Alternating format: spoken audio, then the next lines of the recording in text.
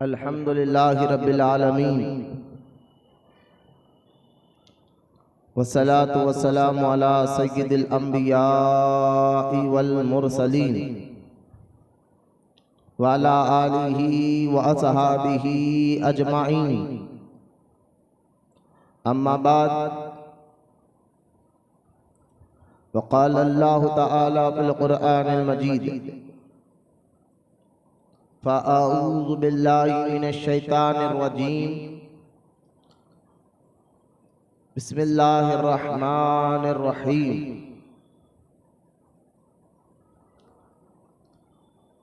लक़द जाअकुम रसूलुम मिन अनफुसिकुम अज़ीज़ुन अलैहि मा अनित्तुम हरीसुन अलैकुम बिल मुमिनीना रऊफ़ुर रहीम। फ़इन तवल्लौ फ़क़ुल हस्बियल्लाहु ला इलाहा इल्ला हु अलैहि तवक्कलतु व हुवा रब्बुल अर्शिल अज़ीम। आमन्तु बिल्लाहि सदक़ल्लाहुल अलियुल अज़ीम। वक़ाल अल्लाहु तआला बिशानि हबीबिहिल करीम इन्नल्लाहा व मलाइकतहु युसल्लूना अलन नबिय्यि या अय्युहल्लज़ीना आमनू सल्लू अलैहि व सल्लिमू तस्लीमा। अल्लाहुम्मा सल्लि अला सय्यिदना व मौलाना मुहम्मद मआदिन जूदी वल करम वाला आलिहि व बारिक व सल्लिम। सलातन व सलामन अलैका या रसूलल्लाह सल्लल्लाहु तआला अलैहि व आलिहि व सहबिहि व सल्लम। अम्मा बाद, हर तारीफ और बड़ाई सिर्फ अल्लाह ताला के लिए है, जो सारे जहान का मालिक है, मुख्तार है और जो सारे जहान का पालनहार है। मैं इस बात की गवाही देता हूँ कि अल्लाह ताला के सिवा कोई इबादत के लायक नहीं, वो एक है, उसका कोई साथी और शरीक नहीं। और मैं इस बात की भी गवाही देता हूँ कि आपके और हमारे प्यारे आका और मौला हुजूर पुरनूर रहमते कौनैन हजरत सैयदना मोहम्मद मुस्तफ़ा अहमद मुश्तबा सल्लल्लाहु तआला अलैहि व आलिहि व सहबिहि व सल्लम अल्लाह ताला के आखिरी रसूल और उसके बरगुज़ीदा बंदे हैं।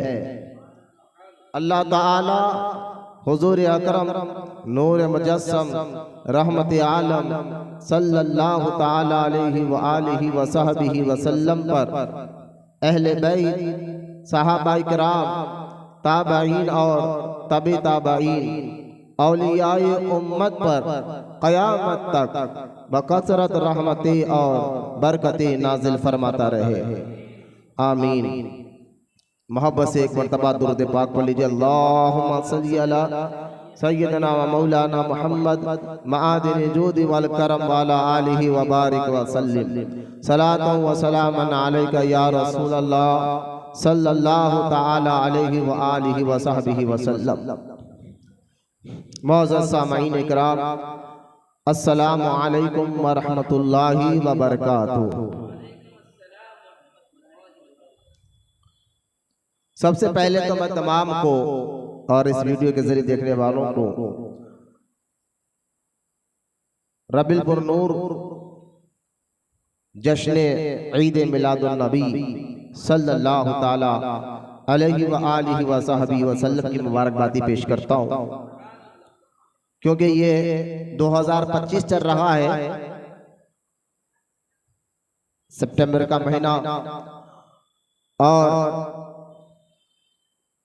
इस्लामी हिजरी 1447 इसके मुताबिक जो है, अगर हिजरत के हिसाब से लगाया जाए तो ये 1500 साला जश्न ईद मिलादुन नबी सल्लल्लाहु ताला अलैहि वसल्लम है। क्योंकि सरकार मदीना सल्लल्लाहु ताला अलैहि वसल्लम अपनी ज़ाहिरी ज़िंदगी 53 ईयर यानी 53 साल मक्का शरीफ में रहे और 10 साल मदीना मुनव्वरा में रहे। अगर हम ये 1447 में 53 में से 3 इसमें मिला दे तो ये 1450 हो जाते हैं, बाकी बचे 50। इस हिसाब से जो है ये जश्न 1500 साला ईद मिलादुन नबी सल्लल्लाहु अलैहि वसल्लम है। लिहाजा इसकी दिल की गहराइयों से मैं तमाम आलम इस्लाम बिलखुसूस अहले ईमान आशिकान रसूल सल्लल्लाहु अलैहि वसल्लम को मुबारकबादी पेश करता हूँ। खबर इसके कि अपना उन्वान, क्योंकि आज 12 रबीउल अव्वल का मुबारक दिन भी है, जुमा का दिन भी है, अपने इस मुबारक टॉपिक उन्वान पर आऊं। आइए सबसे पहले हमारा आप रहमत कौनैन सल्लल्लाहु अलैहि वसल्लम की बारगाह अक़दस में दरूद पाक पढ़ने की अहमियत और फजीलत को समाअत करते चले। सैयदना आदम अलैहिस्सलाम के बारे में रिवायत में आता है, जब सैयदना आदम अलैहिस्सलाम की बाएं फसली से अम्मा हव्वा अलैहिस्सलाम को पैदा किया गया और फिर अल्लाह ताला ने आदम अलैहिस्सलाम का निकाह अम्मा हव्वा अलैहिस्सलाम से किया और फिर अल्लाह का हुक्म ये हुआ आदम अलैहिस्सलाम को कि आदम आप अपनी बीवी का महर अदा करें। आदम अलैहिस्सलाम ने अर्ज किया अल्लाह ताला की बारगाह में कि या अल्लाह इनका महर क्या होगा, तो रहमत कौनैन सल्लल्लाहु अलैहि वसल्लम ने इरशाद फरमाया कि इनका महर 10 मरतबा, अल्लाह ताला की तरफ से आवाज आई है आदम इनका महर हुजूर सल्लल्लाहु अलैहि वसल्लम का 10 मरतबा दुरूद पढ़ना है।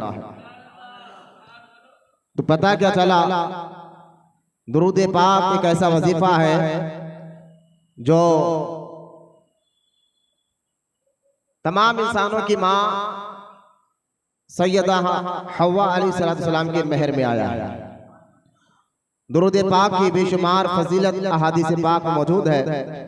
दुरूद पढ़ने से अल्लाह ताला मुश्किलों को आसान फरमाता है, दुरूद पढ़ने वालों को अल्लाह ताला नेकी अता फरमाता है, दुरूद पढ़ने वालों को अल्लाह ताला दोनों जहां में कामयाबी अता फरमाता है। बेशुमार दुरूद पाक की फजीलत है, हमें भी कसरत के साथ दुरूद पाक पढ़ने की अल्लाह ताला तौफीक अता फरमाए। मोहब्बत से एक मरतबा दुरूद पाक पढ़ लीजिए। अल्लाहुम्मा सल्ली अला, टोपी पहनो, टोपी ना के दो तो से सिराज कहाँ है, किधर है सिराज, घूम रहे क्या?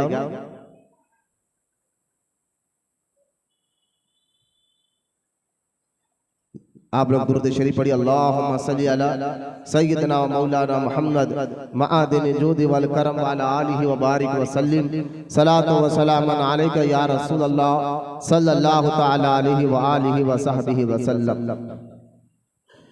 तो दुरूद पाक की मुख्तसर फजीलत बताने के बाद, जब से ये मिलादुन नबी सल्लल्लाहु तआला अलैहि वसल्लम का ये मुबारक चांद नजर आया है और पहला जुम्मा भी गुजर गया, दूसरा ये जुम्मा है हम और आप हुजूर सल्लल्लाहु ताला अलैहि वसल्लम की सीरत मुबारका के मुताल्लिक कुछ अहम बातें समाअत कर रहे थे।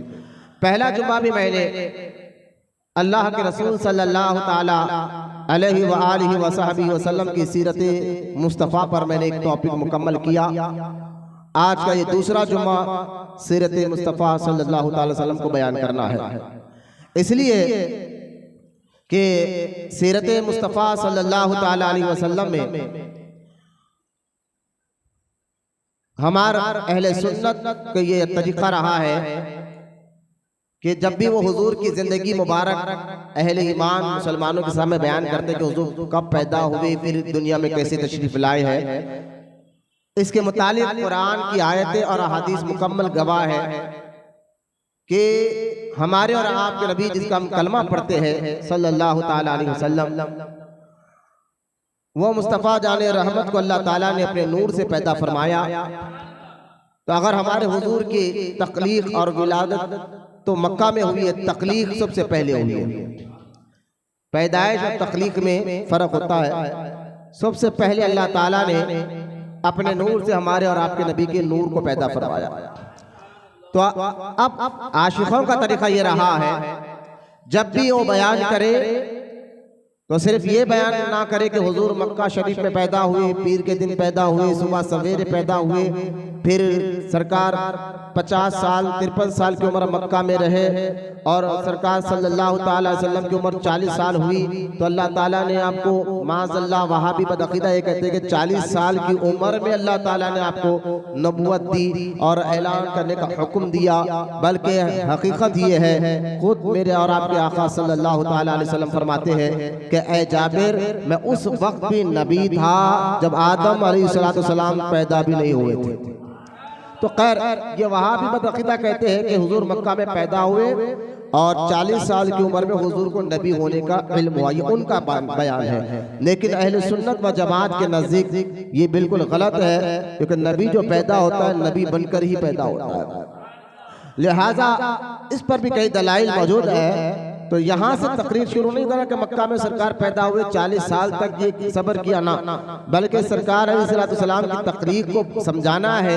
क्योंकि विलादत कहते हैं पैदाइश को, तो पैदाइश के बाद अगर मुसलमानों को आशिकाने रसूल को समझाना है तो फिर उनको उस वक्त से समझाओ जब अल्लाह ताला ने मुस्तफ़ा जाने रहमत को अपने नूर से और अपने हबीब के नूर को पैदा फरमाया था। उस वक्त से समझाना और फिर वो नूर कैसा जमीन पर आया, फिर अल्लाह ताला ने बशरी लिबास बनाकर किस खानदान में भेजा, तो पहले नूर का जिक्र किया जाएगा। क्योंकि हमारे नबी सल्लल्लाहु ताला अलैहि वसल्लम की खुसूसियत यही है कि अल्लाह ताला ने आपको तमाम नबियों और रसूलों बल्कि कायनात के तमाम इंसानों से सबसे ज्यादा अफजल और आला आपके और हमारे नबी को अल्लाह ताला ने बनाया है। तो जब किसी चीज की खुसूसियत होती है, खास अहमियत होती है, खास बात होती है, तो फिर ये क्या हुआ कि जैसे आप और हम पैदा हुए वो भी पैदा हो जाए, तो इसमें क्या खुसूसियत की बात है, इसमें क्या खासियत की बात है। तो ये गलत सीरत मुस्तफ़ा कर ये लोगों को बताते कि देखो जैसे हमारा पैदा हुए हुजूर भी ऐसा पैदा हुए। तो सवाल उठता है आपके और हमारी तरह भी हुजूर ही पैदा हुए, ठीक है, लेकिन इसमें खुसूसियत क्या है, खासियत क्या है। तो आशिक़ान रसूल बताएंगे कि देखो खासियत क्या है कि जिस खानदान में हुजूर पैदा हुए वो खानदान दुनिया में किसी और का खानदान ऐसा नहीं है। जिसके माँ और जिसके बाप के जरिए सरकार अलैहिस्सलाम पैदा हुए, माँ बाप दुनिया में आज तक और क़यामत तक भी आपके माँ बाप की तरह किसी के माँ बाप नहीं है। इसमें खुसूसियत होती है, मैं आगे चलकर बताऊंगा। तो और उससे पहले हुजूर नूर थे, तो फिर क्या था, नूर के बाद फिर ये नूर किस तरह जमीन पर मुंतकिल होता फिर इंसानी लिबास में आया है, फिर क्या नूर इंसान बन सकता है, ये सारे बात समझाना तब ताकि आज जो नबी का कलमा पढ़ रहा है उसको पता चल जाए कि जिसका तुम कलमा पढ़ रहे हो वो मुस्तफ़ा जाने रहमत को अल्लाह ताला ने ऐसा मुकाम मर्तबा अता फरमाया है कि ताजु शरिया रहमतुल्लाहि ताला अलैह झूम कर कहते हैं मुस्तफ़ाए ज़ाते यकता आप है, मुस्तफ़ाए ज़ाते यकता आप है, यक ने जिसको यक बनाया वो आप है। तो लिहाजा आप पहले बताओ, तो आप कहेंगे ये क्या खुसूसियत बात बयान करना, ये आपने कहां से निकाल लिया है। डायरेक्ट हुजूर की पैदाइश का जिक्र कर दो, हुजूर ने सब्र किया, हुजूर ने आजिज़ी की, हुजूर ने भूखे रहे, हुजूर माज़अल्लाह दीन के खातिर अपने जिस्म मुबारक पर पत्थर बांध लिया, आप जिस्म मुबारक पर पत्थर बरसाए गए, ये इस तरह की बातें करो। मैंने कहा हम ये भी बताएंगे और ये भी बताएंगे मेरे आका का इख्तियार क्या था और वो मुख्तार कायनात कैसे थे और अल्लाह ताला ने उनको अपना नबी और रसूल के साथ साथ अपना महबूब भी बनाया है। ये बातें दोनों अजमत वाली बातें भी कुरान से साबित है और आपकी आजिज़ी की सारी बातें भी कुरान और अहादीस से साबित है। तो सुन्नी सिर्फ एक चीज को, हुजूर की जिंदगी की एक तरीके को नहीं लेता कि हुजूर की आजिज़ी बयान किया जाए, हुजूर भूखे रहे ये बयान किया जाए, हुजूर सब्र करते रहे ये बयान किया जाए। हम कहते हैं सुन्नी उस सीरत की, हुजूर की जिंदगी मुबारक की उस तरीके को मिलेगा जो सरकार ने आजिज़ी, सब्र और इख्तियार किया और हुजूर की जिंदगी का वो हिस्सा भी लोगों को बयान बयान करेगा। सरकार अलैहिस्सलाम को मुख्तार कायनात अल्लाह ताला ने बनाया। आप इशारा करते तो चांद के 2 टुकड़े हो जाया करते थे। आप इशारा करते डूबा हुआ सूरज पलट कर आ जाया करता था। आप इशारा करते झाड़ चलता हुआ आकर आपको सलाम किया करता था। तो हम कहते हैं सीरत के दोनों पहलू आवाम के सामने रखा जाए और बताया जाए कि कहीं क्यों, क्योंकि तुम्हारे जहन में अगर सीरत का एक ही पहलू रखा जाए तो आम आदमी के जहन में ये आता नबी तो हमारी तरह एक आम आदमी थे माज़अल्लाह, लेकिन जब उसके सामने दोनों पहलू रखा जाए तो वो समझाएगा नबी है तो इंसान, लेकिन कोई इंसान इनकी तरह नहीं है तो इंसान, लेकिन इंसान इनकी तरह नहीं है। जो आला हजरत ने क्या खूब फरमाया था, अल्लाह की सरताबा खदम शान है ये इंसान नहीं इंसान वो इंसान है ये। कुरान तो ईमान बताता है इन्हें, ईमान कहता है मेरी जान है ये। लिहाजा ये हम इसलिए चाहते हैं कि हुजूर की जिंदगी बात की जाए तो हुजूर की खुसूसी फजीलत भी बयान किया जाए, हुजूर की आजिज़ी भी बयान किया जाए। इसलिए मैंने ये टॉपिक रखा है सीरत मुस्तफ़ा सल्लल्लाहु ताला अलैहि वसल्लम, ताकि जो है हमें दोनों पहलू से ये बात समझ में आ जाए कि जैसे मेरे सरकार है ऐसा कोई नहीं। आइए जो कुरान पाक की आयत का मैंने यहाँ तक तमहीद आपके सामने बांध दिया। कुरान पाक की जो आयत मुबारक मैंने पढ़ने का शर्फ हासिल किया है। रबीउल अव्वल शरीफ का दिन है, 12 रबीउल का मुबारक दिन अदब के साथ बैठे, और ये वो वक्त है जिसमें हुजूर रहमत कौनैन सल्लल्लाहु अलैहि वसल्लम जलवागर हुए थे। सुबह सुबह फजर के वक्त का तो ये दिन है 12 रबीउल शरीफ का। चेहरों पर मुस्कान लाए, बिल्कुल हशाश बशाश होकर बैठे। अब आपको कुरान के जरिए हुजूर की तारीफ और अल्लाह ताला ने जो बयान किया बता जा रहा है। उठ के इधर उधर रखो जाओ, सिरा समझे, अदब के साथ बैठो वरना चले जाओ। में अल्लाह ताला ने एक जगह ने कुरान की कई आयतों में हुजूर की आमद का जिक्र किया। सीधा बैठो, अगर कुछ काम है तो बाहर चले जाओ। हाँ, कमर में दर्द है, बूढ़े बैठे हुए हैं तो वो अलग बात है, उनकी कमर में दर्द होगा शायद, लेकिन हट्टे कट्टे नौजवान बैठे माशाल्लाह, अल्लाह आपको सेहत अता फरमाए, लंबी उम्र अता फरमाए। लिहाजा अदब के साथ बैठिए। मेरा अदब नहीं है ना, मेरी तकरीर का अदब है, कुरान और हदीस का अदब है। लिहाजा आप तवज्जो फरमाए, कुरान पाक में एक नहीं कई आयतों में अल्लाह ताला ने आपके और हमारे नबी की आमद का जिक्र किया। और एक बात सुन लीजिए, कई कुरान पाक की आयतों में अल्लाह ताला ने हुजूर की आमद का जिक्र किया है, यानी आने का जिक्र किया है, लेकिन कहीं पर भी कुरान में अल्लाह ताला ने हुजूर के जाने का जिक्र नहीं किया। मैं भी ये नुक्ता आपको पहले ज़हन में बिठाना चाहता हूँ। आमद का जिक्र है, कहीं पर अल्लाह ताला फरमाता है लक़द जाअकुम रसूल, बेशक तुम्हारे पास तशरीफ लाए रसूल। कहीं पर कुरान में अल्लाह ताला फरमाता है क़द जाअकुम मिनल्लाहि नूर, तहक़ीक़ अल्लाह की जानिब से तुम्हारे पास नूर आया। तो कहीं पर अल्लाह ताला कुरान में फरमाता है क़द जाअकुम बुरहान, कि तहक़ीक़ तुम्हारे पास बुरहान आया, दलील आया। तो लिहाजा यहाँ देखिए आप कुरान पाक में अल्लाह ताला ने कहाँ कई आयत, मैंने 3 आयतें आपके सामने पढ़कर सुनाया है जिसमें अल्लाह ताला ने आपके और हमारे नबी की आमद का जिक्र किया, आने का जिक्र किया है। और पूरे कुरान अगर हम पढ़कर देखें तो कहीं पर मुस्तफ़ा जाने रहमत के जाने का जिक्र मौजूद नहीं है। लिहाजा आज भी मेरे आका सल्लल्लाहु ताला अलैहि वसल्लम इस दुनिया में जिस तरह ज़ाहिरी जिंदगी में जलवा फरमा थे, आज भी सरकार पर्दा फरमा कर दुनिया से जाकर 1400 साल से ज्यादा अरसा हो गया है, लेकिन आज भी अल्लाह ताला ने आपको जमीन के अंदर यानी कब्र मुबारक में जिंदा और सलामत रखा है, और अपने गुलामों की हालत को देखते हैं, उनकी मदद भी करते हैं और उनके लिए दुआएं भी करते हैं। तो लिहाजा इसलिए मैंने कहा अल्लाह ताला ने कुरान में आपके और हमारे नबी के आने का जिक्र किया है, जाने का जिक्र कोई आयत में नहीं मिलेगा।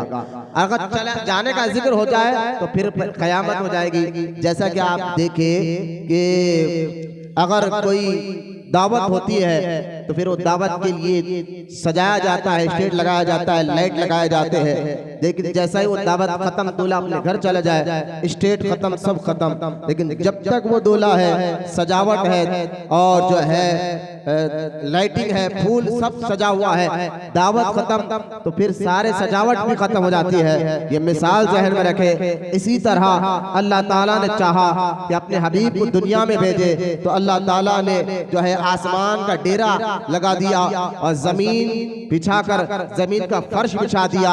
रही लाइट की बात तो अल्लाह ताला ने चांद और सूरज को आसमानों में चमका दिया, तारों को चमका दिया। जैसा कि हम अपनी हैसियत के मुताबिक लाइट लगाते हैं, डेरे डालते हैं और जमीन पर जो है फर्श पर चादर वगैरह बिछाते हैं, आप और हम अपनी ताकत के मुताबिक करते हैं। अल्लाह ताला कुदरत वाला है, ताकत वाला है। उसने अपने हबीब को भेजने से पहले जमीन का फर्श बिछा दिया, आसमान का डेरा लगा दिया। और रही लाइट की बात, उसने चांद और सूरज को चमका दिया, तारों को चमका दिया और उसके बाद अपने मुस्तफा को भेजा जा। देखे दूल्हा बाद में आता है, सजावट पहले होती है। हुजूर अलैहिस्सलाम जो है पहले तकलीफ हो चुकी है, भेजा ना था अल्लाह ताला को जमीन पर, तो पहले सजावट कर दी गई है और जब सजावट मुकम्मल हो गई तब मुस्तफा जाने रहमत को भेज दिया गया। और आज भी चांद चमक रहा है, तारे चमक रहे हैं, सूरज चमक रहा है, आसमान बगैर पिलर के आज भी खड़ा हुआ है और जमीन का फर्श बिछा हुआ है। मतलब वो कायनात जिसके लिए सजाई गई है, वो कायनात का दूल्हा आज भी इस जगह पर मौजूद है। अब जिस दिन मेरे मुस्तफा करीम अपनी कब्र से बाहर निकल जाएंगे, अब आप आगे पढ़कर हदीस पढ़कर देखे, सरकार फरमाते अलैहिस्सलाम जब अल्लाह की जानिब से अब फरिश्ते सुर फूकेंगे, सबसे पहले क़यामत के करीब मैं अपनी कब्र से बाहर निकलूंगा।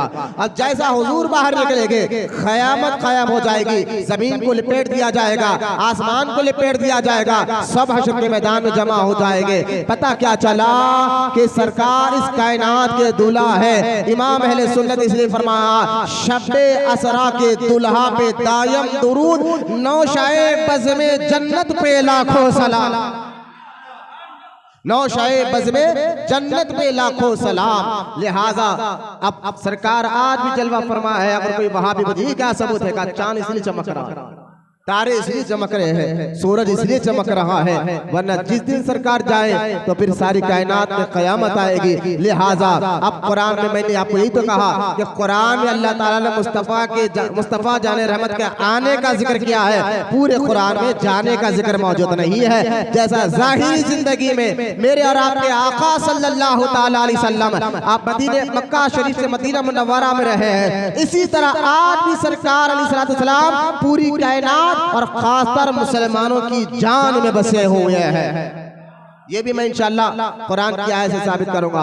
अब कुरान की आयत देखे, एक एक लफ्ज़ पर मैं इंशाअल्लाह तवज्जो चाहूंगा। जैसा गुज़िश्ता जुम्मा मैंने क़द जाअकुम का माना आपको समझाया था, अब आइए एक एक लफ्ज़ पर गौर फरमाइए। अल्लाह ताला अपने हबीब का किस तरह प्यारी नात पढ़ रहा है, अपने हबीब की जिक्र कर रहा है, अपने मुस्तफ़ा अपने महबूब का जिक्र कर रहा है, और क्या प्यारे अंदाज से अल्लाह ताला कुरान पाक में अपने हबीब के मुकामों मर्तबे को बयान फरमा रहा है। आप कोई कहेगा ये क्या माज़अल्लाह के तुम नबी की इतनी तारीफ करते हो, ये खुदाई बना दोगे? तो मैंने कहा देखो, हम हमारे नबी का कलमा पढ़ते हैं तो भी कहते हैं अशहदु अल्ला इलाहा इल्लल्लाहु व अशहदु अन्ना मुहम्मदन अब्दुहु व रसूलुहु। हम तो ऐलान करते हैं अल्लाह के बंदे और उसके रसूल है, नहीं तारीफ इतनी कर रहे हैं कि आप खुदा बना दोगे? तो हम अहले सुन्नत व जमात का अकीदा ये है, नबी ना खुदा है, तवज्जो फरमाए, ना खुदा है, ना खुदा के बेटे हैं, ना खुदा के बराबर है, ना हमारी तरह है। ना खुदा है, ना खुदा के बेटे हैं, ना खुदा के बराबर है, ना हमारी तरह है, तो फिर क्या है? तो इमाम अहले सुन्नत ने यही तो बात की थी, लेकिन रज़ा ने खत्म सुकन से कर दिया, खालिक का बंदा और खल्क का आका कहूं तुझे। मतलब देखे अल्लाह के वली क्या प्यारे अंदाज से समझा रहे हैं, खालिक का बंदा यानी अल्लाह के सामने हम नबी को क्या कहते हैं कि हुजूर अल्लाह के बंदे। जब अल्लाह के सामने जिक्र हो तो खालिक का बंदा, हुजूर का जिक्र अल्लाह के सामने हो तो खालिक का बंदा, रब का बंदा, अल्लाह का बंदा, और हुजूर का जिक्र इंसानों के सामने हो, जैसे उम्मत भी आ गई हुजूर की सारी, लिहाजा अपने प्राय सब आ गए। अब अल्लाह के सामने हुजूर का जिक्र हो तो बंदा कहा जाएगा, और सारी कायनात के इंसानों के सामने हुजूर का जिक्र हो तो सबका आका कहा जाएगा। ये आला हज़रत ने अकीदा देकर फरमाया, लेकिन रजा ने खत्म सुकून इस पे कर। ये शेर को आप समझ के लुफ्त लीजिए, मजा लीजिए। क्या शेर कहा अल्लाह के वली ने, एक शेर में कुरान हदीस की तर्जुमानी कर दी और अकीदा भी बता दिया कि एक मुसलमान को हुजूर पर अकीदा यकीन कैसे रखना चाहिए, अपनी तरह कहना चाहिए या खुदा कहना चाहिए। कहा ना ना, देखो मैं बताता हूँ बैलेंस क्या है और एक अकीदा क्या है। इमाम अहले सुन्नत ने एक शेर में समझा दिया, लेकिन रजा ने खत्म सुकून इस पे कर दिया, खालिक का बंदा और खल्क का आका कहो तो, खालिक का बंदा और खल्क का आका कहो तो जे। लिहाजा अब कुरान पाक की वो आयत मुबारक जो मैं आपके सामने पढ़ने का शर्फ हासिल किया है, जिसमें अल्लाह ताला फरमाता है, लक़द जाअकुम रसूलुम मिन अनफुसिकुम अज़ीज़ुन अलैहि मा अनित्तुम हरीसुन अलैकुम बिल मुमिनीना रऊफुर रहीम। बोले सुभान अल्लाह। अल्लाह ताला इरशाद फरमाता है कि बेशक तुम्हारे पास तशरीफ लाए, बेशक तुम्हारे पास तशरीफ लाए तुम में से वो रसूल जिन पर तुम्हारा मशक्कत में गिरना पड़ना उनको गिरा है, तुम्हारी भलाई के नहे चाहने वाले मुसलमानों पर कमाल मेहरबान है। अब ये आयत मुबारका जो लक़द जाअकुम से शुरू हो रहा है, अब इस आयत मुबारक की मुख्तसर सी तफसीर जरा आप सुने, इंशाअल्लाह ईमान आपका ताज़ा हो जाएगा कि क्या मेरे अल्लाह ताला ने क्या बयान फरमाया। अब तवज्जो फरमाए, मिलादुन नबी का मुबारक दिन है, बिल्कुल तवज्जो, चेहरे फिर कह रहा हूँ खुशहाली के साथ बैठे इंशाअल्लाह। हुजूर का जिक्र हो रहा है, फरिश्ते भी उस जगह को घेर लेते हैं जहाँ अल्लाह उसके रसूल का जिक्र होता है। लिहाजा अपने ईमान और अकीदे को ताज़ा करते हुए अब इस जुमले पर गौर फरमाए। अल्लाह ताला ने इस आयत मुबारका में जो सूरह तौबा की आखिरी आयत मुबारका है, मैंने पढ़ने का जो शर्फ हासिल किया है, जो अल्लाह ताला ने फरमाया, तफसीर में आता है कि अल्लाह ताला ने सूरह तौबा की इस आखिरी आयत में जो मैंने अभी पढ़ने का शर्फ हासिल किया है, इसमें आपके और हमारे आका सल्लल्लाहु ताला अलैहि वसल्लम के 7 सिफत का जिक्र किया। पहले आप देखें, मैं आयत की तफसीर आपके सामने रख रहा हूँ। कुरान की आयत से पढ़ने से बात समझ में नहीं आएगी, कुरान से पढ़ने से नहीं समझ में आता है। उस आयत का तर्जुमे के साथ साथ उसकी तफसीर को भी पढ़ा जाएगा, और तफसीर आशिकों की तफसीर पढ़ कर देखे तो मैं कहता हूँ कुरान, इसलिए आरिफीन बुजुर्गान दीन में से एक तबका होता है जिनका उनको कहा जाता है आरिफीन। आरिफीन इसलिए कहते हैं, अगर कुरान को बगौर देखा जाए तो अलहम से लेकर वन्नास तक पूरा का पूरा कुरान हुजूर की नात बयान कर रहा है। आप कहेंगे वो कैसा? नात कहते हैं हुजूर की तारीफ है। अब मैंने दावा किया, मैंने नहीं किया, आरिफीन कह रहे हैं, बुजुर्गान दीन कहते हैं अलम से लेकर वन्नास तक पूरा का पूरा कुरान हुजूर की नात बयान कर रहा है। सवाल करने वाला कहते हैं ये बात समझ में नहीं आई है। मैंने कहा देखो, अगर कुरान में कहीं पर अल्लाह ताला ने वद्दुहा कहा तो कहा हबीब तेरे चेहरे की कसम, कहीं पर अल्लाह कुरान में कहता वल्लैल, हबीब तेरे जुल्फों की कसम, कहीं पर कुरान में अल्लाह कहता है ला उक़सिमु बिहाज़ल बलद, हबीब शहर मक्का की कसम, व अंतुम बिहाज़ल बलद, इसलिए शहर मक्का की कसम के यहाँ तू पैदा हुआ है। तो कहीं पर कुरान में अल्लाह फरमाता है वरफ़अना लका ज़िक्रक, हबीब हमने तेरे जिक्र को तेरे खातिर बढ़ा दिया है। कहीं पर कुरान में अल्लाह ताला फरमाता है इन्ना आतैना कल कौसर, हबीब हमने तुम्हें बेशुमार खूबियां अता फरमाई है। तो कहीं पर कुरान में अल्लाह ताला फरमाता है वल आसरी इन्नल इंसाना लफी खुस्र, हबीब तेरे जमाने की कसम। कहीं पर कुरान में अल्लाह फरमाता है कुल हुवल्लाहु अहद। आप कहेंगे मौलाना इसमें तो रब की तौहीद बयान हो रही है, यहाँ मुस्तफा की नात कहाँ से आ गई है? तो मैंने कहा या कुल को पढ़ लो, जो अहद से पहले कुल आया है, कुल का माना पढ़ लो। अरबी जुबान में कुल का मतलब होता है महबूब। सारी कायनात तो कहती है अल्लाह एक है, लेकिन ए महबूब, कुल कहते हैं महबूब को, लिहाजा महबूब तू कहते अल्लाह एक है। ये कुल मेरे मुस्तफ़ा की नात है। कुल यह अल्लाह हुजूर की नात पढ़ रहा है और अल्लाह ताला हुजूर की तारीफ कर रहा है।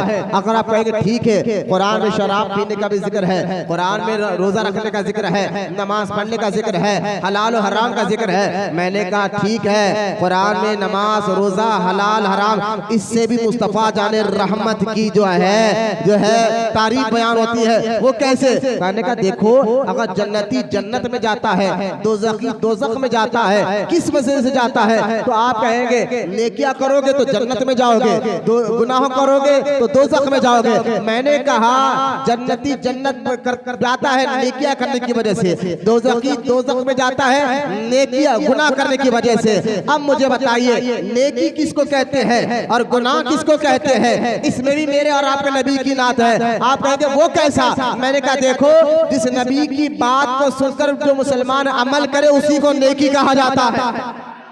जिस नबी की हम जिस नबी का कलमा पढ़ते हैं, उनकी बात को सुनकर जो नेकी करे उसकी नेकी अल्लाह कबूल फरमाता है और वो जन्नत में जाता है। और जिस नबी का हम कलमा पढ़ते हैं उस नबी का इनकार करोगे तो गुनाहगार होगे, तो गुनाहगार होगे तो दोज़ख में जाओगे। मैंने कहा नेकी और गुनाह में भी देखो तो मुस्तफ़ा जाने रहमत सल्लल्लाहु ताला अलैहि वसल्लम की नात और तारीफ को अल्लाह बयान कर रहा है। तो मेरा ये दावा कि अल्लाह ताला जो है पूरे के पूरे कुरान में हुजूर की नात को बयान कर रहा है। बहुत बात लंबी हो जाएगी, लेकिन मेरा कहना सिर्फ ये दावा नहीं है। आशिकों को मैंने एक घुट्टी पिला दिया, कि इशारा कर दिया कि कुरान मेरे हुजूर की नात को कैसे बयान कर रहा है, अल्लाह ताला अपने हबीब की नात को कैसे बयान कर रहा है। आप कहेंगे मौलाना आखिर इस कायनात को अल्लाह ने बनाया क्यों है, मकसद क्या है? क्या कुरान ये नहीं कहता कि ऐ लोगों, हमने जिन्नात और इंसान को अपनी इबादत के लिए पैदा किया है? मैंने कहा इस आयत में मुस्तफ़ा की नात है। कुरान तो ये कहता है ऐ लोगों कि मैंने जिन्नात और इंसान, रब कुरान में क्या कहता है कि मैंने जिन्नात और इंसान को रब की अल्लाह खुद अपनी इबादत के लिए पैदा किया है। मैंने कहा इसमें भी हुजूर की नात है। कहा वो कैसे? कहा वो इबादत का तरीका बताने वाले आमीना के लाल है, रब की पहचान बताने वाले आमीना के लाल है, रब की तरीका बताने वाले आमीना का लाल है, अल्लाह के करीब करने वाले आमीना के लाल है। अरे भाई, अगर खसाइसुल कुबरा किताब का नाम इमाम जलालुद्दीन सयूती शाफई रहमतुल्लाहि ताला अलैह आप फरमाते हैं, हदीस पाक उस किताब खसाइसुल कुबरा में लिखकर फरमाते हैं कि अल्लाह ताला ने आदम अलैहिस्सलाम को पैदा किया और अल्लाह ताला ने फरिश्तों को हुक्म दिया कि मेरे आदम को जन्नत की सैर कराओ। तो आदम अलैहिस्सलाम जन्नत की सैर करने के लिए जब कायनात का दौरा कर रहे हैं, जन्नत का दौरा कर रहे हैं, तो आदम अलैहिस्सलाम ने जन्नत के जर्रे जर्रे पर, जन्नत के महलों पर, जन्नत के झाड़ों पर, जन्नत के पत्तों पर हर जगह मेरे और आपके नबी के नाम को, यानी अल्लाह के साथ अपने हबीब जिस नबी का हम कलमा पढ़ते उनके नाम को देखते।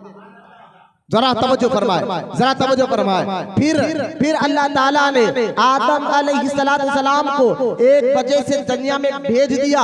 300 साल के बाद आदम अलैहिस्सलाम ने अल्लाह ताला की बारगाह में हुजूर का वसीला लेकर दुआ फरमाई, तो अल्लाह ताला ने उनकी दुआ को कबूल फरमाया। तो तब आदम अलैहिस्सलाम ने फरमाया था, या अल्लाह ये राज क्या है, या अल्लाह ये हिकमत क्या है। अल्लाह ताला ने फरमाया आदम क्या पूछना चाहते हो पूछो। तो आदम अलैहिस्सलाम ने अल्लाह ताला से ये पूछा, मौला मैंने जब जन्नत में था तो मैंने जन्नत के महलों में तेरे नाम के साथ इस नबी के नाम को देखा, मैं जन्नत के महलों में तेरे नाम के साथ इस नबी के नाम को देखा, मैंने फरिश्तों के पेशानियों पर तेरे नाम के साथ इस नबी के नाम को देखा, मैंने हूरों के पेशानियों पर तेरे नाम के साथ इस नबी के नाम को देखा, और तूने मेरी कुनियत भी अबू मोहम्मद रखी है।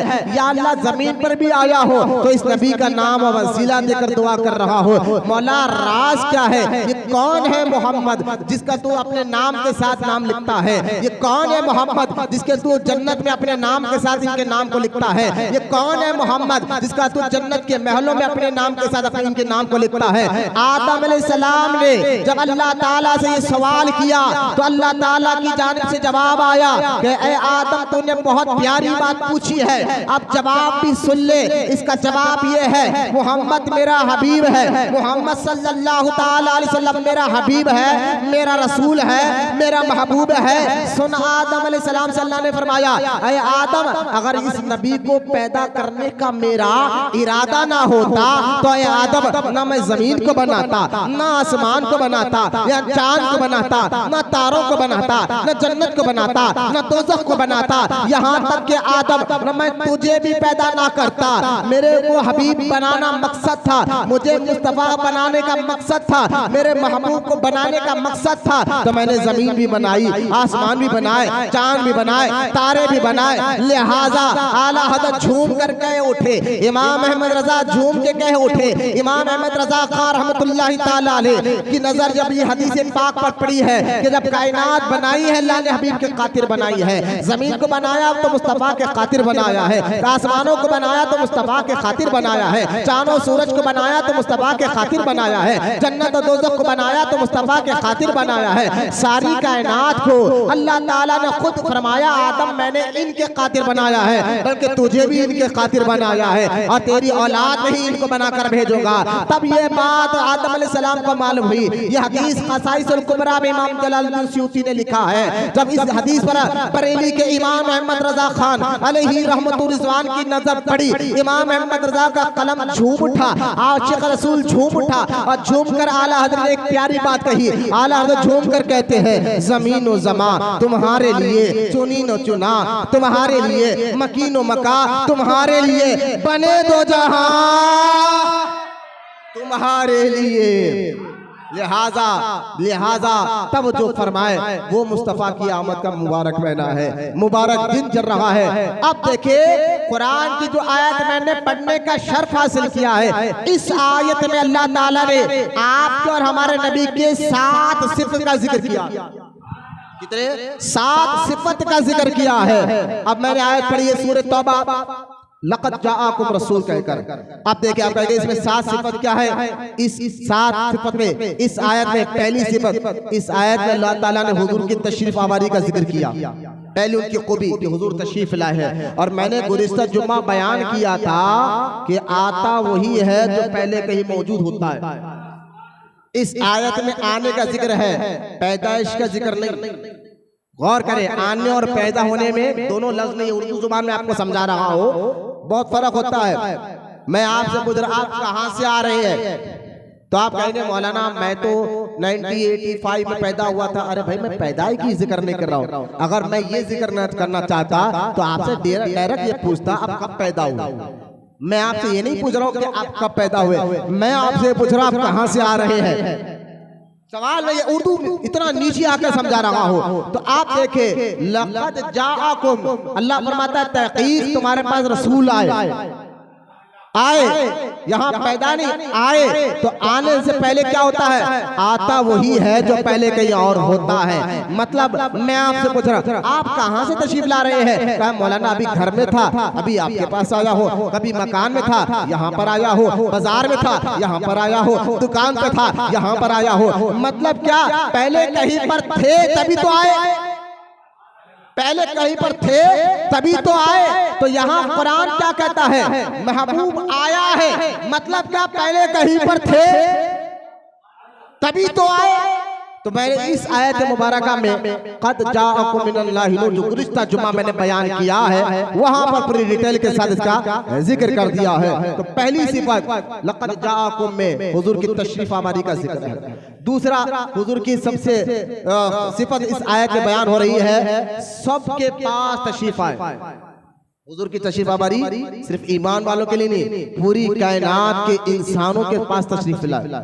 हुजूर पैदा मक्के में हुए, गौर से सुने, पैदा मक्के में हुए और जो है हिजरत मदीने में की, और मदीने पाक में आपने वफात पाई ज़ाहिरी जिंदगी से। आज भी गुम्मत खज़रा में आराम कर रहे हैं। पैदा मक्के में हुए और वहां से 53 साल की जिंदगी मुबारक में आए मदीने मुनव्वरा में, 10 साल मदीने मुनव्वरा में रहे, जाहिरी जिंदगी पैदा वहीं पर पर्दा फरमाई, आज भी वहीं पर आराम कर रहे हैं। अब सवाल देखे, कुरान कहता है लक़द जाअकुम रसूल, ये रसूल तो आया है लेकिन पैदा मक्के में हुआ है और रहा है मदीने पाक में, रहीश यानी घर उसका मदीने पाक में है, लेकिन आया वो सिर्फ मक्के वालों के लिए नहीं, आया वो सिर्फ मदीने वालों के लिए नहीं, बल्कि अल्लाह खुद कुरान में कहता है ये मेरा रसूल सारी कायनात के इंसानों के लिए आया है।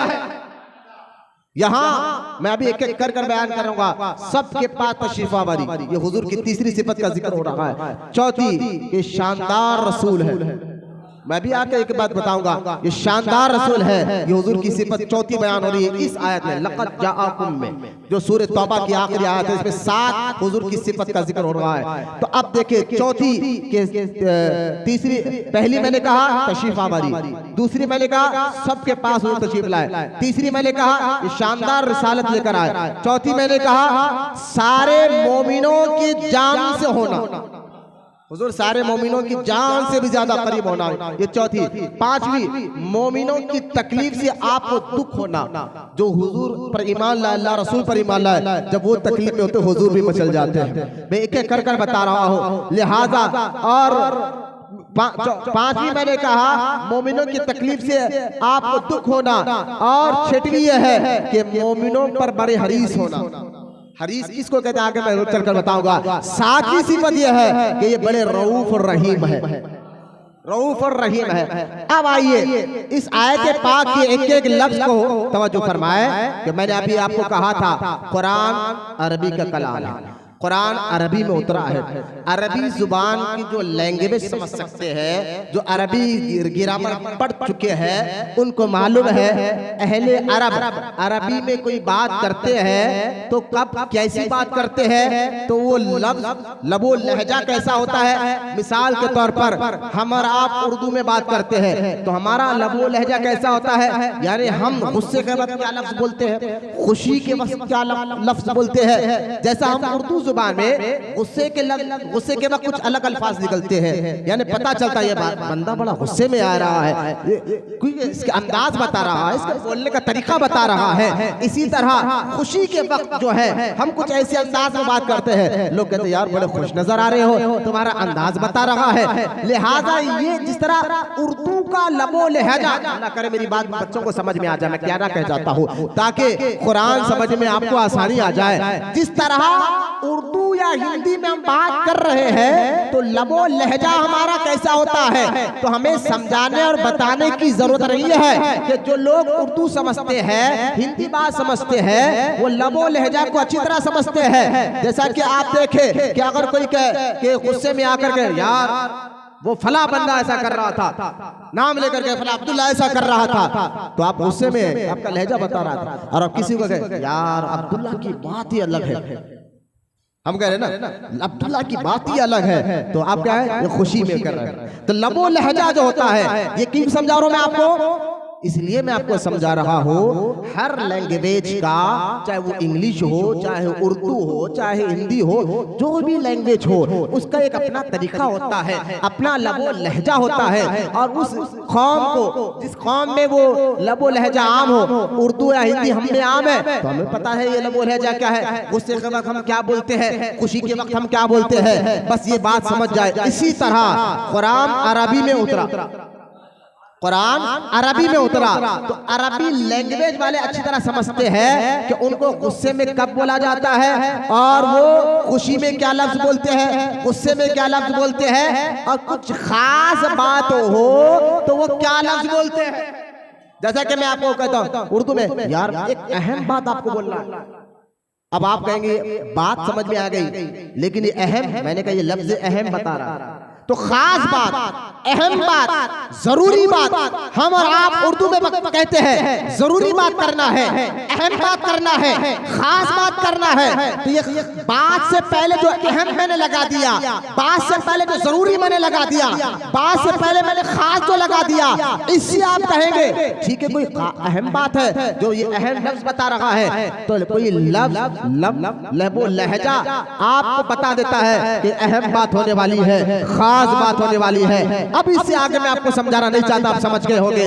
अब सुनिए, अरबी लैंग्वेज में कोई अहम बात या कोई खास बात और कोई ऐसी बात हो जिस बात में शक ही ना हो, वो बात बिल्कुल ऑथेंटिक हो, वो बात बिल्कुल सच्ची और पक्की बात हो, तो अरब के लोग क्या कहते थे? अला, यानी अरबी में है ना, अला अरबी का लफ्ज है, या तो अला कहकर वो बात शुरू करते थे। जैसा कि मैं कहता हूं कोई बात कर खास बात है, अगर अरबी लोग आज भी देखें, अरब के लोग जो है ना कोई अहम बात है तो कोई अहम बात है, खास बात है, क्या कर रहे हैं? कौन से लफ्ज से शुरू कर? या तो अला, या तो इन्ना, या तो लखद, या तो लखद कहकर अहम बात को शुरू करते हैं। तो ये जब अहम बात शुरू की जाती है, या तो अरबी की अरब के लोग या तो अलाह कहकर शुरू करते हैं, या तो इन्ना कहकर शुरू करते हैं, या तो लखत कहकर शुरू करते हैं। अब देखे बात समझे, कुरान की आयत मुबारका जब सूरह तौबा की नाजिल हुई है तो अल्लाह ताला, क्योंकि कुरान अरबी में उतरा, अरब के लबो लहजे में उतरा है, तो अब देखे कुरान जब हुजूर की तारीफ को बयान करने जा रहा है, हुजूर की शानो अजमतो रिसालत की सिफत का जिक्र हो रहा है, तो डायरेक्ट अल्लाह ताला ने हुजूर की सिफत का जिक्र नहीं किया। डायरेक्ट ये नहीं कहा अल्लाह ताला ने कि मेरा हबीब रहीम है, मेरा हबीब रऊफ है, मेरा हबीब जो है बड़ा हरीस है, तुम्हारा तकलीफ में गिरना इसको गवारा नहीं है, ऐसा डायरेक्ट नहीं शुरू किया, बल्कि अल्लाह ताला ने दो लाम ताकीद के साथ लफ्ज को शुरू किया। वो क्या कहा? लक़द जाकुम। तो लक़द कहकर अल्लाह ताला ने क़यामत तक के इंसानों को बता दिया कि जो बात मैं तुम में कहने जा रहा हूं वो बात बड़ी अहम है। तो लफ्ज़ लक़द क्या कहा अल्लाह ताला? लक़द, लक़द कहते हैं अहम बात। अरे जब अल्लाह कुरान में कहे लक़द, अब देखिए मेरे मुस्तफ़ा की बात आई तो ताकीद कर कर कहा, और सिर्फ अरब के मुसलमानों के लिए, इंसानों के लिए नहीं कहा, सिर्फ मदीने के इंसानों के लिए नहीं कहा, क़यामत तक के इंसानों के लिए कहा लक़द। अल्लाह का ये कलाम उतरा तो मुस्तफ़ा जाने रहमत पर है, लेकिन ये क़यामत तक के इंसानों के लिए अल्लाह ताकीद कर रहा है कुरान के जरिए कि ऐ मेरे बंदो, तुम्हें एक अहम बात बताना चाह रहा हो। तो उस बात को बताने से पहले अल्लाह ताला ने लक़द जाकुम कहा, और कहा तहकीक की बात है। अगर अल्लाह ताला लफ्ज़ से डायरेक्ट कह भी देता तो हमें कोई शक ना था, लेकिन रब जानता था कुछ ऐसे बंदे होंगे उनके सामने जब जिक्र हो तो चिढ़ जाएगा मेरे मुस्तफ़ा का, तो मैं उनको बता दूं जो अहम बात मैं करने जा रहा हूं। लक़द कहकर अल्लाह ताला ने कुरान की इस आयत को शुरू कर कर बता दिया, जो बताने जा रहा हूं अहम बात है। अब देखे, अब दो लाम ताकीद को शुरू किया ताकि सख्त ताकीद के साथ। अच्छा बात क्या है आगे सुने, बात क्या है? लक़द, लक़द का मतलब है अहम बात, खास बात, जरूरी बात, ताकीदी बात। कौन कर रहा है? ये अल्लाह कुरान में। अब समझ में आगे बात, आपको मैंने लैंग्वेज समझ गया। अरबी में कोई अहम बात होना तो लक़द कहता है अरब के लोग, या तो इन्ना कहते हैं या तो अला कहते हैं, अहम बात। अब अहम बात, लक़द जाअकुम रसूल। अब समझ में आ गया, अल्लाह ताला ताकीद से कह रहा है लक़द, तहकीक, अहम बात। अब देखे बात मौला बात क्या है? तो जाअकुम, अब मैं कहना खास बात कर रहा हूं, आप बोले मौलाना बात क्या है? बात मैंने बताई, तो बात क्या है? तो खास बात तवज्जो के लिए लक़द। अल्लाह कहता है क़यामत तक के इंसानों लक़द, खास बात। अब पूरी तवज्जो अल्लाह की जानिब। मौला बात क्या खास है? कहा जाअकुम, बोलो सुभान अल्लाह, तुम्हारे पास आया, बोलो मोहब्बत से सुभान अल्लाह। अब यहाँ जाअकुम कुरान मजीद में हम लोगों के लिए इंसान को भी अल्लाह ताला ने इंसान का जिक्र भी कुरान में किया, तो अल्लाह ताला ने कुरान मजीद में आम इंसानों लोगों के लिए क्या खलक कहा या बदा कहा, लेकिन यानी पैदा करना या ईजाद करना कहा, मगर आम इंसानों के लिए अल्लाह ताला ने क्या कहा, ये पैदा हुआ है इंसान, या कहा मैंने इंसान को बनाया है, ये आम इंसानों के लिए कहा है। लेकिन हुजूर सल्लल्लाहु ताला अलैहि वसल्लम जब दुनिया में तशरीफ लाने के लिए आए तो 3 अल्फाज अल्लाह ताला ने कुरान में इस्तेमाल फरमाए, या तो जा का कहा, जा का तुम्हारे पास तशरीफ लाए, जा आकुम कहा, या तो कहा हुवल्लज़ी अरसला लहु रसूल, हुवल्लज़ी अरसला रसूलहु, और नहीं कहीं पर कहा क़द जाअकुम मिनल्लाहि नूर, तो कहीं पर कहा क़द जाअकुम बुरहान, तो कहीं पर कहा इज़ बअसा फ़ीहिम रसूल।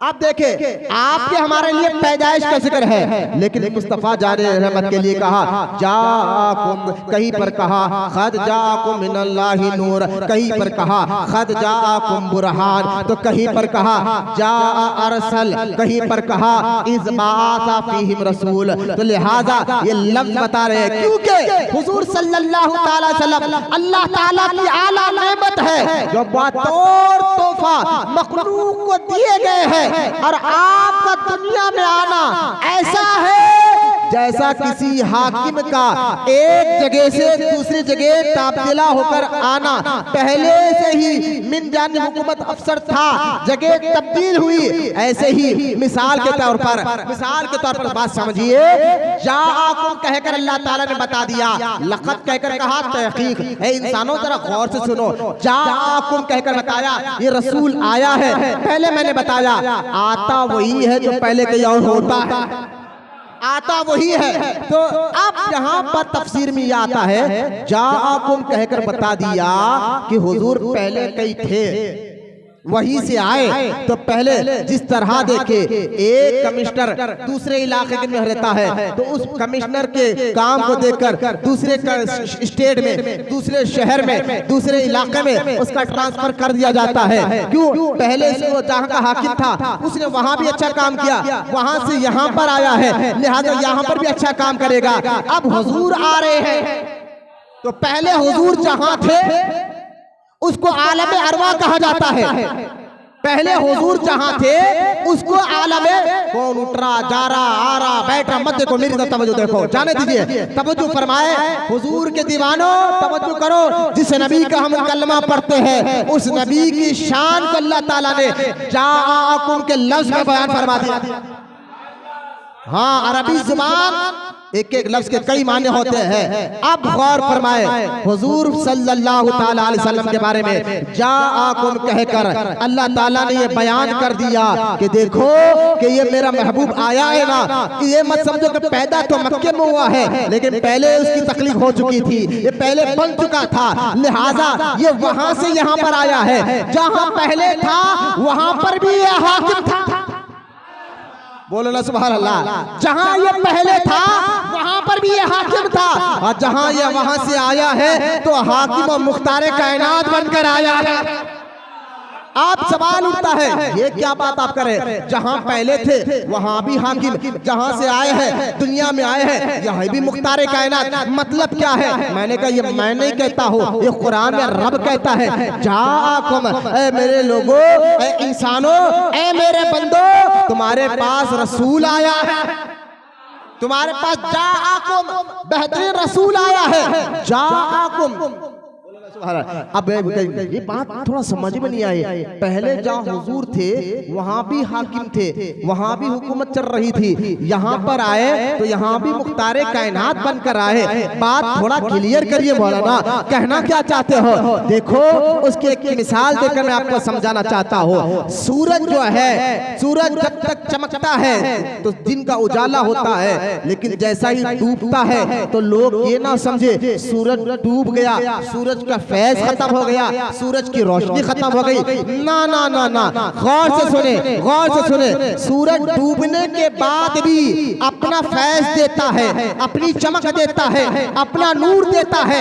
ये आज की साइंस भी इस बात को साबित कर चुकी है।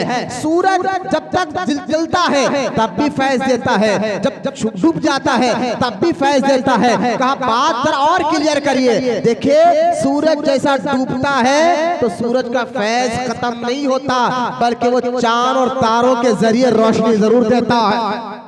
क्यों कि ये बात साइंस साबित कर चुकी है। मैं आपको ईमान और अकीदे की बात कर रहा हूं, तवज्जो फरमाए कि सूरज से रोशनी लेकर चांद चमकता है, सूरज से रोशनी लेकर चांद तारे चमकते हैं। तो ये चांद की चमक भी सूरज का फैज है, ये तारों की चमक भी सूरज का फैज है। अरे सूरज डूब गया, लेकिन डूबने के बाद चांद को रोशन कर कर बताता है अब मगरिब का वक्त हो रहा है, और डूबा सूरज को रोशन कर कर बताता है, चांद को रोशन कर कर बताता है अब जो है अब इशा का वक्त हो गया है। जब और डूबा तो सूरज चांद को रोशन कर बताता है तहज्जुद का वक्त हो गया है। जब और डूबा तो चांद और तारों को रोशन कर बताता है अब जो है फजर का वक्त हो गया है। और जब बाहर निकला तो लिहाजा अब कहता है अब रोशनी हो गई है।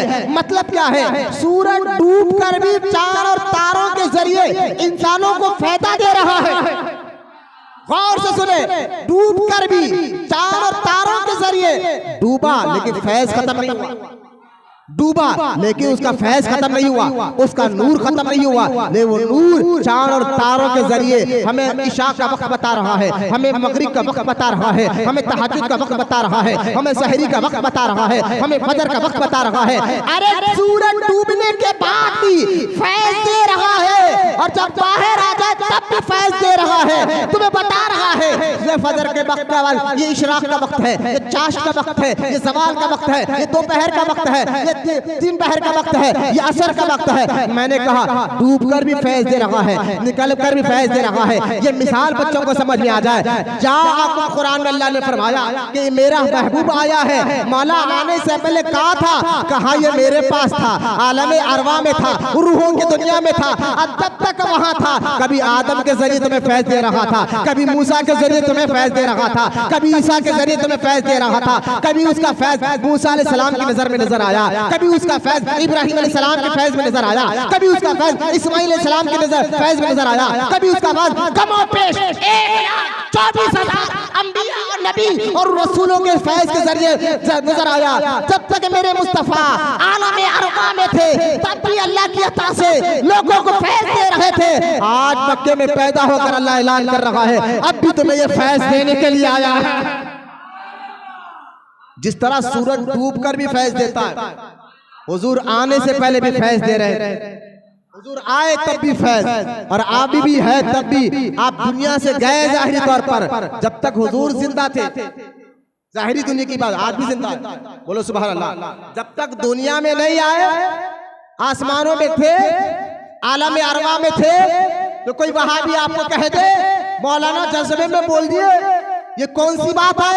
आप कुरान से मानते हैं बात को, कोई दुनिया रूहों की दुनिया भी है। मैंने कहा वहाबियों, इन शहर में जहर देकर बच्चों को मत भटकाओ। हम आपको बताते हैं आशिकान रसूल जज्बे में कोई बात नहीं कहते हैं। हमारा ये दावा, हुजूर आलम अरवा में थे और वहां से फैज अल्लाह की अता से सारे नबियों को दिया और देकर नबियों को चमकाया है। आला हज़रत इसलिए तो कहते हैं चमक तुझसे पाते हैं सब पाने वाले, मेरा दिल भी चमका दे चमकाने वाले। लेकिन अगर कोई कहे ये क्या बात है, ये क्या किस्सा कहानी सुनकर आ गए तुम लोग 12 रबीउल अव्वल को, कि हुजूर जिस तरह सूरज डूब कर भी फैज देता है, हुजूर आने से पहले भी फैज दे रहे थे। बात समझ में नहीं आई है, कहां से लिखा हुआ है भाई, कहां लिखा हुआ है? मैंने कहा कुरान पढ़ो, 3रा पारा सूरह अल इमरान आयत मिसआक पढ़ो, रुकू नंबर 17। अल्लाह ताला ने आलम अरवा में एक जलसा किया। अभी हुजूर इंसान बनकर जमीन पर आए नहीं, लेकिन रूहों की दुनिया में अल्लाह ताला ने सारे नबियों को बुलाकर एक जलसा किया। उस जलसे का नाम ही मिलाद मुस्तफा था। ये कहां जिक्र है? 3रा पारा सूरह का नाम अल इमरान, रुकू नंबर 17 आयत मिसा।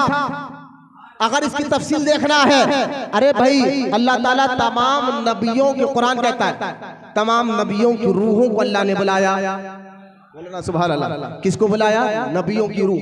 आदम अलैहिस्सलाम से लेकर ईसा अलैहिस्सलाम तक कमो पेश 1,24,000 नबी और रसूलों की रूहों को अल्लाह ताला में आलम अरवा में बुलाया। अरे ये आलम अरवा क्या है? मैंने कहा कुरान से पूछना, कुरान तीसरे पारे में जो ऐलान करा उससे पूछना। हमें तो ये हुजूर की शान और अजमत तुझे हजम क्यों नहीं हो रही है? लिहाजा तुम्हारा कलमा दिखावे का कलमा है। आशिकान रसूल जानता है जैसे मेरे सरकार है ऐसा कोई नहीं। अल्लाह मुस्तफा को ये शाने दे रहा है, तुझे हजम क्यों नहीं हो रहा है? तुझे ये बात समझ में क्यों नहीं आ रही है? पता क्या चला वहाबियो, तुम्हारी नमाज, तुम्हारा कलमा सिर्फ जुबान तक है, उसका असर दिल और रूह तक नहीं पहुंचा है। अगर तुम्हारा नमाज, तुम्हारा कलमा और तुम्हारे ईमान का असर दिल और रूह तक पहुंच जाए तो अल्लाह हकीकत के पर्दे हटाकर बताएगा और बताएगा। आला हज़रत चुनकर कहते हैं जैसे मेरे सरकार है ऐसा कोई नहीं है। आलम अरवा का जिक्र कुरान में है तीसरे पारे में, ठीक है। अल्लाह ताला ने नबियों की रूह को बुलाया। अच्छा देखिए उस तीसरे पारे में मैं आयत मिसाख इस बासा कहकर लंबी आयत है, कम से कम 8-10 आयतें उसमें है। एक एक आयत का टुकड़ा अगर पढ़कर समझाऊंगा 4-5 घंटे कहीं नहीं, लेकिन मैं उसको शॉर्ट में आपको समझाता हूँ। तीसरा पारा मैंने फिर बार बार करा, सूरह आल इमरान आयत नंबर रुकू नंबर 17, वहां पर पूरे आलम अरवा का जिक्र है। अल्लाह ताला ने रूहों की दुनिया में 2 जलसे किए। पहला जलसा था तौहीद वाला जलसा, समझते हैं ना? जलसा यानी लोगों को बुलाकर एक खतीब खुतबा देता है ना, इसी को तकरीर कहते हैं, खुतबा कहते हैं, जलसा कहते हैं। लोग हैं क़यामत तक के इंसान आए और उसमें तौहीद का जलसा हो रहा है। उस जलसे में अल्लाह ने तमाम इंसानों की रूह को पूछा, मैं तुम्हारा कौन हूं? अलस्तु बिरब्बिकुम, मैं तुम्हारा उस रूहों की दुनिया में आप और हम सब की रूह थी। ये कुरान कह रहा है। आपको याद है या नहीं, मैं इससे मतलब नहीं, कुरान पर तो ईमान लाना हर मुसलमान के लिए लाजिम और जरूरी है।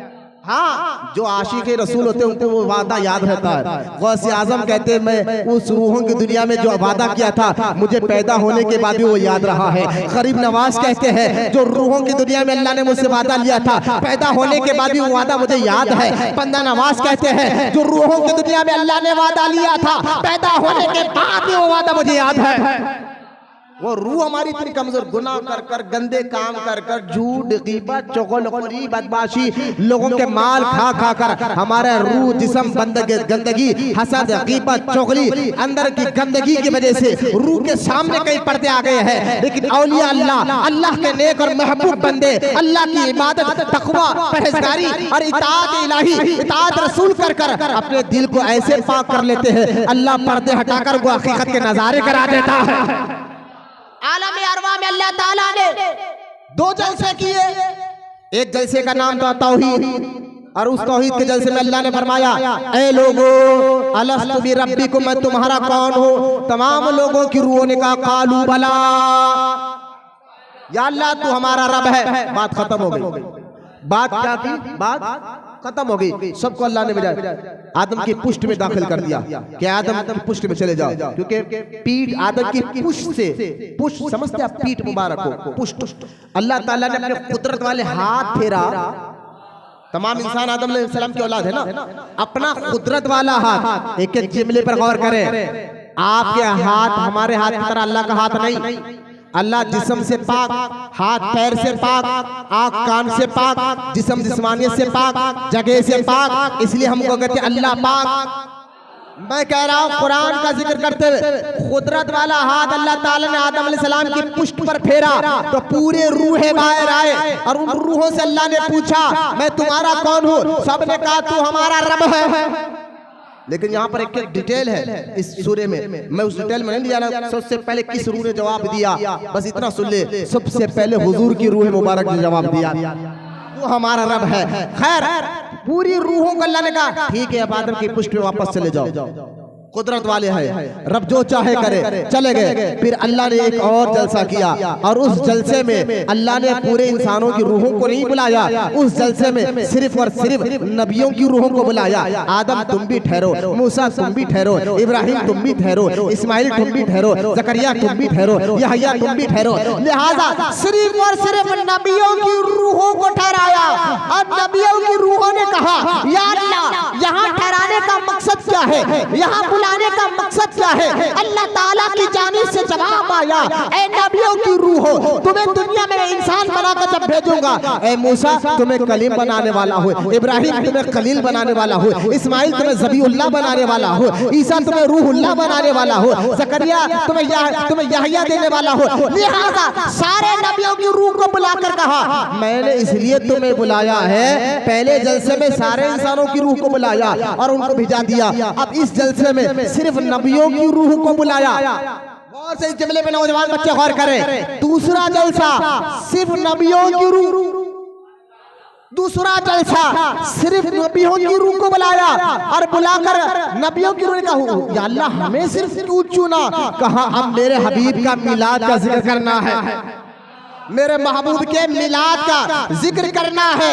पता क्या चला इस आयत मुबारक सूरह अल इमरान और रुकू नंबर 17 से कि अल्लाह ताला जो है से अपने हबीब का जिक्र करने के लिए अपने नबी के, अपने अंबिया की रूहों को बुलाया है। तो आज से ये बात समझ लो बच्चों, मिलाद वही करता है, हुजूर की आमद की खुशी वही मनाता है, हुजूर के मिलाद पर वही खुश होता है जिसे अल्लाह ताला चुन लेता है। अरे नहीं समझे नुक्ता, यहाँ देखिए आप, पहले जलसे में सबको बुलाया, दूसरे जलसे में सिर्फ नबियों की रूहों को बुलाया, क्योंकि हुजूर की मिलाद का जिक्र था। यहाँ से पता चल गया ना, मिलाद वही करता है जिसे रब चुन लेता है। अरे बोलो ना सुभान अल्लाह। झंडे वही लगाता जिसे रब चुन लेता है, मिलाद की खुशी वही मनाता जिसे रब चुन लेता है। लिहाजा जो रब मिलाद की खुशी मना रहे हैं, हुजूर की पैदाइश की खुशी, अरे गम मनाइए। मैंने कहा गम तो वो बनाए जिसका नबी माज़अल्लाह मर गया हो। हमारे आका आज डूबे हैं लेकिन माज़अल्लाह दुनिया से गए नहीं है, आज भी अपने कब्र मुबारक में जाहिरी जिंदगी की तरह जिंदा और सलामत है और अपने गुलामों की मदद भी करते हैं, उनकी फरियाद कभी सुनते हैं।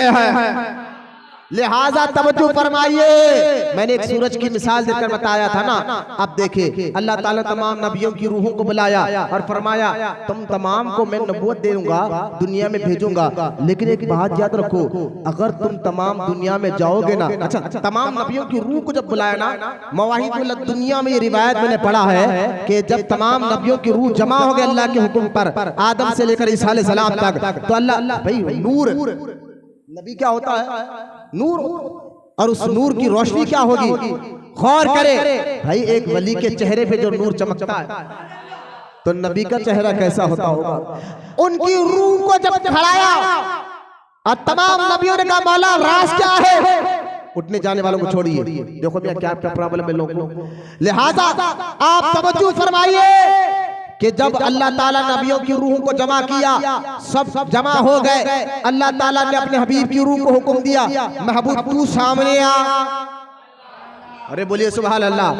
कोई किस्सा कहानी नहीं सुना रहा हूँ, चेहरा खुश हो कर बोलिए सुभान अल्लाह। आज फिल्में ड्रामे कहानियां सुनकर तो मजे लेते, माज़अल्लाह वो तो रूह को जिस्म को गंदी करता है। लिहाजा ये मुस्तफा के जिक्र को सुनकर खुश हुए, चेहरे पर खुशी लाइए जिससे रूह भी पाक होती है, दिल भी पाक होता। लिहाजा बैठकर मजबूती के साथ समात करे, तवज्जो फरमाए कि अल्लाह ताला ने अपने हबीब को आवाज देकर हबीब तू सामने आ। जब हुजूर सामने आए तो हुजूर के नूर के सामने सारे नबियों का नूर फीका पड़ गया, सारे नबियों का नूर फीका पड़ गया। अल्लाह ताला के तमाम नबियों ने कहा या अल्लाह ये कौन है जिसके नूर के सामने, जिसकी रोशनी के सामने हमारी नूर, हमारी रोशनी कम पड़ गई। तो अल्लाह ताला ने फरमाया ये मेरा हबीब है, इनका नाम मैंने आसमानों में अहमद रखा है, जमीन पर मोहम्मद रखा है।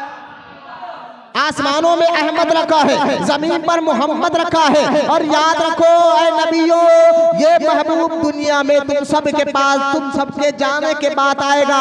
पैदा तो पहले हुआ है, भेजा आखिरी में जाएगा। अल्लाह ताला ने तमाम नबियों से कहा कि देखो अगर अगर तवज्जो फरमाए, अल्लाह ताला हर नबी से कहा मुझसे आज एक वादा करो।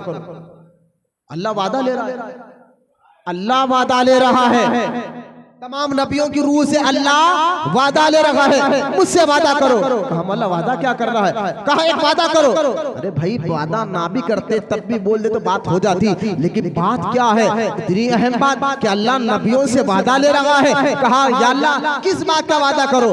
कहा ए इब्राहिम, ए मूसा, तमाम नबियों तुम लोग एक बात का वादा करो, अगर मैं मेरे नबी को, मेरे महबूब को, मेरे हबीब को, जिसका नाम मैंने आसमानों में अहमद रखा है, जमीन पर मोहम्मद रखा है, अगर मेरा नबी, मेरा महबूब को अगर मैं मूसा तुम्हारे जमाने में भेज दूं, भेजूंगा तो नहीं, लेकिन अगर मैं भेज दूं तुम्हारे जमाने में, जब मूसा तुम्हारा जमाना हो जब भेजूं, इब्राहिम जब तुम्हारा जमाना हो जब भेज दूं, तमाम नबियों से कहा वादा करो इस बात का, जब तुम लोग के जमाने में, किसी भी नबी के जमाने में मेरे महबूब को अगर मैं भेज दूं, अब तुम लोग अपने रसूल, अपने नबी होने का ऐलान नहीं करोगे, मेरे महबूब के नबी और रसूल होने का ऐलान करोगे और उन पर ईमान लाओगे। मोहब्बत से क्या कहा? अगर भेजूं तुम्हारे जमाने में तो अब तुम लोग क्या करना, मेरे हबीब पर ईमान लाना और उनकी मदद करना और उनके हुक्म को मानना। मूसा वादा करो, इब्राहिम वादा करो, यहया वादा करो, जकरिया वादा करो, तमाम नबियों से वादा लिया गया। अल्लाह ताला के तमाम नबियों ने वादा किया, या अल्लाह अगर तेरा नबी हमारे जमाने में आ जाए तो हम इस नबी का कलमा भी पढ़ेंगे, इस नबी पर ईमान भी लाएंगे और इस नबी पर जो है मदद भी करेंगे, दीन की मदद भी करेंगे। तवज्जो करने की बात यह है, अल्लाह ताला ने हमारे और आपके नबी को किसी नबी के जमाने में नहीं भेजा, लेकिन भेजा तो आखिरी में भेजा, लेकिन भेजने से पहले फिर अल्लाह ने वादा लिया और तमाम नबियों ने वादा किया। वादा करने के बाद अभी बात खत्म नहीं हुई। पूरा सूरह अल इमरान का तर्जुमा आपके सामने पढ़ रहा हूं। आप कहेंगे क्या किस्सा कहानी बयान कर रहा है? मैंने कहा भाई कुरान में सिर्फ नमाज, रोजा, हज, ज़कात, हलाल और हराम का जिक्र नहीं, मुस्तफा की शान व अज़मत का भी जिक्र है। मैंने कहा कभी वो इन्ना आतैना कल कौसर पर पढ़कर बच्चों को बताओ कि हुजूर को अल्लाह ने क्या शान अता फरमाई है। कभी सूरह अल इमरान के 17वां रुकू का पूरी आयत पढ़कर बच्चों को समझाओ कि आलम अरवा में अल्लाह ने कैसे कैसे वादे नबियों की रूह से लिया, उन वाद का जिक्र कर रहा हो। तमाम नबियों ने कहा ऐ अल्लाह हम वादा करते हैं अगर तेरा महबूब हमारे जमाने में आ गया तो हम उस नबी का कलमा भी पढ़ेंगे और इनकी मदद भी करेंगे और हम इनका हुक्म भी मानेंगे। अल्लाह ने फरमाया अच्छा वादा करते हो? कहा वादा करते हो।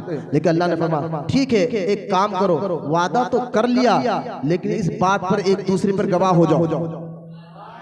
अरे बोलो ना सुभान अल्लाह। जबकि नबी वादे से कभी नहीं मुकरता, नबी कोई गुनाहगार नहीं होता, वो मासूम होता है। लेकिन इतनी सख्त बात कि ऐ आदम वादा तो कर रहे हो, एक काम करो अब तुम लोग आपस में एक दूसरे के गवाह हो जाओ। मूसा तुम इब्राहिम के गवाह बन जाओ, इब्राहिम तुम मूसा के गवाह बन जाओ, गवाही दो कि हाँ हाँ हम गवाही देते हैं, इब्राहिम ने ये कहा था। इब्राहिम तुम गवाही दो, हाँ हाँ मैं गवाही देता हूँ, मूसा ने ये कहा था। लिहाजा यहया तुम गवाह बन जाओ एक दूसरे के, यहया जकरिया तुम एक दूसरे के गवाह बन जाओ, मूसा इब्राहिम तुम एक दूसरे के गवाह बन जाओ। हर नबी एक दूसरे के गवाह बन गए। अल्लाह के हुक्म पर सारे नबियों ने कहा कि हम एक दूसरे पर गवाही इस बात पे कि अगर तेरा हबीब हमारे जमाने में आ जाए तो इस नबी का हम कलमा भी पढ़ेंगे, इनकी मदद भी करेंगे, इनका हुक्म भी मानेंगे। इस बात पर वादा भी है और इस बात पर हम एक दूसरे पर गवाह भी दे रहे हैं। फिर भी अल्लाह ने बात खत्म नहीं की। बोलो ना सुभान अल्लाह। अल्लाह ने फरमाया वादा लेते हो? कहा अल्लाह वादा करते हैं। गवाह एक दूसरे के बनते हो? कहा या अल्लाह हम वादा करते भी है और एक दूसरे के गवाह भी है। हम कहेंगे मूसा तुमने कहा था, इब्राहिम कहेंगे मूसा तुमने कहा था, मूसा कहेंगे इब्राहिम तुमने ये गवाह कहा था, एक दूसरे के गवाह भी हो जाओ। फिर भी बात खत्म नहीं की। अल्लाह ने फरमाया तुम सब का गवाह कौन? पीछे वाले समझिए बात को, हर नबी एक दूसरे के गवाह। अल्लाह कहता फिर तुम सब का गवाही कौन देगा? तुम सब। अच्छा गवाही किस बात पर हो रही है? अगर मेरा महबूब तुम्हारे जमाने में आ जाए यानी आपके देखे यहाँ मिलाद का जिक्र है, मिलाद का कहाँ जिक्र है? कुरान पूरा पढ़ा, मिलाद का जिक्र कहीं नजर नहीं आया। मैंने कहा भाई ये सूरह अल इमरान की आयत पढ़ लेता, रुकू नंबर 17 ही पढ़ लेता, जिसमें मिलाद के सामईन नबियों की रूह है और मुस्तफा का जिक्र, विलादत का जिक्र हो रहा है और जिक्र करने वाला अल्लाह ताला की ज़ात मुबारका है। पता क्या चला? इस कायनात बनने से पहले, सबसे पहले हुजूर की मिलाद का जिक्र करने वाला अल्लाह की ज़ात मुबारका है। अरे भाई खुदा से बढ़कर बना रहे हो? ना ना ना, वो खुदा नहीं, बखुदा नहीं, मगर वो क्या नहीं, ये महबूब और मुहिब की बात है। हमने पहले अकीदा बता दिया, ना नबी को खुदा कहते हैं, ना खुदा का बेटा कहते हैं, ना खुदा के बराबर कहते हैं, ना अपनी तरह कहते हैं। अगर कोई पूछे मौलाना ठीक है आप अकीदा बोल रहे हैं, हम नबी ना खुदा है, ना खुदा के बराबर है, ना खुदा के बेटे हैं, फिर आप ये क्यों कह रहे कि अपनी तरह, हमारी तरह भी नहीं है तो इंसान ना, वो भी इंसान हम भी इंसान, आप फिर एक जुमला क्यों कह रहे हैं हमारी तरह नहीं है? मैंने कहा देखो, वो कहते क्या वो नबी इंसान नहीं है? तुम इंसान नहीं मानते नबी को? मैंने कहा हम बशर मानते हैं, लेकिन नूरी बशर मानते हैं। हुजूर इंसान है, बशर है, लेकिन ऐसे इंसान है, ऐसे बशर है, क़यामत तक कोई इंसान, कोई बशर आपकी तरह नहीं हो सकता। हमारा कहने का मकसद यही है। वहाबी को बड़ी आग लगी, कहा इसका सबूत क्या है? मैंने कहा सबूत पूछते हो, आओ मैं बताता हूँ। एक सहाबी की आंख में तीर चुभ गई और वो सहाबी की आंख बाहर निकल गई। वो दौड़ता हुआ हुजूर की बारगाह में आया और कहने लगा या रसूल अल्लाह, अल्लाह की राह में जिहाद कर रहा था, तीर लग गई है, आंख फट गई है। मेरे और आपके नबी ने ये नहीं कहा मैं भी तुम्हारी तरह इंसान हूँ, मैं क्या कर सकता हूँ? जाओ हॉस्पिटल को जाकर वहां जाकर दवा लो, या तो अल्लाह मस्जिद में जाकर अल्लाह की बारगाह में दुआ करो। लिहाजा मेरे आका ने ये नहीं कहा कि मैं क्या कर सकता हूँ, मैं तो एक आम इंसान की तरह हूँ, मैं तुम्हारी तरह एक आम बशर की तरह हूँ। ना ना ना, मेरे आका ने ये नहीं फरमाया। उस सहाबी को करीब बुलाया, अपने लुआबे दहन, अपना थूक लगाकर आँख को जुड़ा दिया। बोले सुभान अल्लाह, आँख को जुड़ा दिया। सुने, मेरे नबी का लुआबे दहन, थूक मुबारक आँख को लगी, आँख जुड़ गई। एक सहाबी के पैर की एड़ी टूट गई, सरकार ने लुआबे दहन लगाए, एड़ी को जुड़ा दिया। एक सहाबी का जग में हाथ कट गया, सरकार ने लुआबे दहन लगाया, हाथ जुड़ा दिया। एक पानी का कुएं का पानी बड़ा खारा था, सरकार ने लुआबे दहन, थूक मुबारक डाला। आज 1400 साल हो गए हैं, आज तक वो कुएं का पानी मदीना मुनव्वरा में सबसे मीठा पानी नजर आता है। बोलो मोहब्बत से सुभान अल्लाह। लिहाजा आपके हमारे, तुम कहते हो नहीं वो भी बशर हम भी बशर। मैंने कहा सुन, तेरे थूकने में बीमारियां पैदा होती है, जब तू थूकता है तो बीमारियां पैदा होती है। मुस्तफा का थूक लगता है तो बीमारियां खत्म हो जाती है, बीमारियां खत्म हो जाती है। मेरे नबी के थूक के बराबर नहीं, ना सुभान अल्लाह, थूक के बराबर नहीं तो उनकी शान के बराबर कैसे हो सकता है? अरे मैं आपको एक बात बताऊं, हदीस पाक मदारिज नबुव्वा में मौजूद है। रात के ठंड का ये मौसम था, मक्का शरीफ के लोग जानते हैं जो मक्का जाकर मदीना जाकर है, वहाँ की गर्मी भी बहुत सख्त होती है, वहाँ की सर्दी भी बड़ी सख्त होती है। लिहाजा रात का वक्त था, आधी रात को मेरे तवज्जो फरमाए, अहम बात, सरकार अलैहिस्सलाम आधी रात को उठे और उठकर जो है आपने कुछ सख्त की सर्दी, किस्म की सर्दी थी, आपने पेशाब मुबारक पेशाब किया और एक कटोरे में उस पेशाब को, एक बॉटल में पेशाब को रखा। सख्त सर्दी थी, उसकी बहुत सी वजूहात है। कोई गंदा जहन ये ना बैठे, ये क्या क्या अच्छी पेशाब किया सरकार ने और डब्बे में किया, ये क्या बात है? अरे भाई उसके पीछे कई हिकमतें हैं, जैसे मेरे सरकार है ऐसा कोई नहीं। अपने जहनों को पाक रखकर सुनो, पेशाब किया, अब रात उस पेशाब के बॉटल को, पेशाब मुबारक कह रहा हूँ, समझ से, लिहाजा उसको रख दिया। रखना था कि उम्मे ऐमन जो हुजूर की कलीजा थी वो आई, प्यास रात के वक्त लगी थी, उसी बॉटल को पी लिया। सरकार जब सुबह उठे फजर के बाद देखा तो बाटर खाली है, आपने अपने कनीज उम्मे ऐमन को कहा तवज्जो करे, तू तू छीछी ना करे, मैं एक बात बताना चाहता हूँ, क्या मैं आपको समझाना चाहता हूँ, सुने। ये जिक्र है हदीस में, ये जिक्र है बुखारी शरीफ में, ये जिक्र है मदारिज नबुवा में। तवज्जो फरमाए, उम्मे ऐमन ने उसको पी लिया, सरकार ने फरमाया यहाँ ये पानी तक कहाँ गया? कहा हुजूर मैंने तो प्यास लगी रात में पी लिया। सरकार अलैहिस्सलाम ने फरमाया, ए उम्मे ऐमन अब तुम मरे दम तक तेरे पेट में कभी दर्द नहीं होगा, मरे दम तक तेरे पेट में कभी दर्द नहीं होगा। कोई वाबी कोई आदमी करने लगे, ये क्या कह रहे हो मौलाना? मैंने कहा जैसे मेरे सरकार है ऐसा कोई नहीं है, तुम्हारे थूक से बीमारियां पैदा होती है, मुस्तफा के थूक लुआब दहन से बीमारियां खत्म होती है, आपके हमारे पेशाब करने से बीमारियां पैदा होती है, मुस्तफा के पेशाब पीने से भी जो है बीमारियां खत्म होती है। आप कहना क्या चाहते हो? फिर भी एक मिसाल दे दूं, शहद जानते हो ना, शहद का जिक्र कुरान में है, शहद का जिक्र हदीस में है। शहद पीने से क्या क्या बीमारियां जाती है? पेट का दर्द खत्म, मोशन खत्म, जवान। मैंने एक रील देखा था, तहकीक की बात कर रहा हूँ कि मैंने देखा एक यमन में जो है एक बाबा है जिनकी उम्र 114 साल है, आज की बात बता रहा हूँ, 2025 की बात बता रहा हूँ, 114 साल उनकी उम्र है, लेकिन चढ़ रहे फिर रहे खा रहे पी रहे, ना उनको शुगर है ना बीपी है, बल्कि बगैर ऐनक से वो देखते हैं। जब उनसे इंटरव्यू लिया गया, आपकी इतनी उम्र है, ना आपको बीपी आया है ना शुगर आया है, चलना फिरना भी आपका अच्छा खासा है, आप देख भी अच्छा लेते हैं, चेहरे की झुंडियां भी आपकी गिरे रही है, लिहाजा इतनी सेहत का राज क्या है? तो उस बूढ़े बाबा ने कहा था कि सुनो, जब से मैंने सुना है ना शहद में मौत को छोड़कर हर चीज की शिफा, मौत को छोड़कर हर चीज की शिफा है, तब से मैं शहद खाने का आदी हूँ, नौजवानी से शहद खाने का आदी हूँ, सुबह में खाता हूँ, दोपहर में खाता हूँ, शाम में खाता हूँ, बस जब से खाना शुरू किया है। भाई बात भी सही है, कुरान में जिक्र है शहद का, बात कहने का समझाने का मकसद ये है नौजवान बच्चों कि जब एक शहद खाकर शहद और शिफा, सरकार इसलिए कहते शहद खाया करो, लेकिन वो शहद है क्या?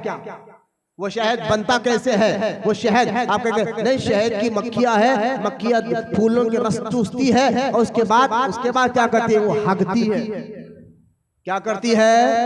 हगती है। और से चले, उसके हगने से शहद बनता है, उसके हगने से, मैंने कहा एक शहद की मक्खी हग दे तो वो शहद बन जाए। मुस्तफा के पेशाब मुबारक पर शक कर रहा है, हुजूर के पेशाब मुबारक, ये क्या बात कह रहे हो? मैंने कहा शहद तो मक्खी का हगना है, मेरे आका रहमते कौनैन है, हुजूर को अल्लाह ताला ने अपने नूर से पैदा फरमाया है, तो उनका जाहिर भी नूर वाला है, उनका बातिन भी नूर वाला है, इसलिए तो आला हज़रत झूम कर कहते हैं कि या रसूल अल्लाह तेरी नस्ल पाक में है बच्चा बच्चा नूर का, तू है नूर, तेरा सब घराना नूर का, वो नूर वाले आका है।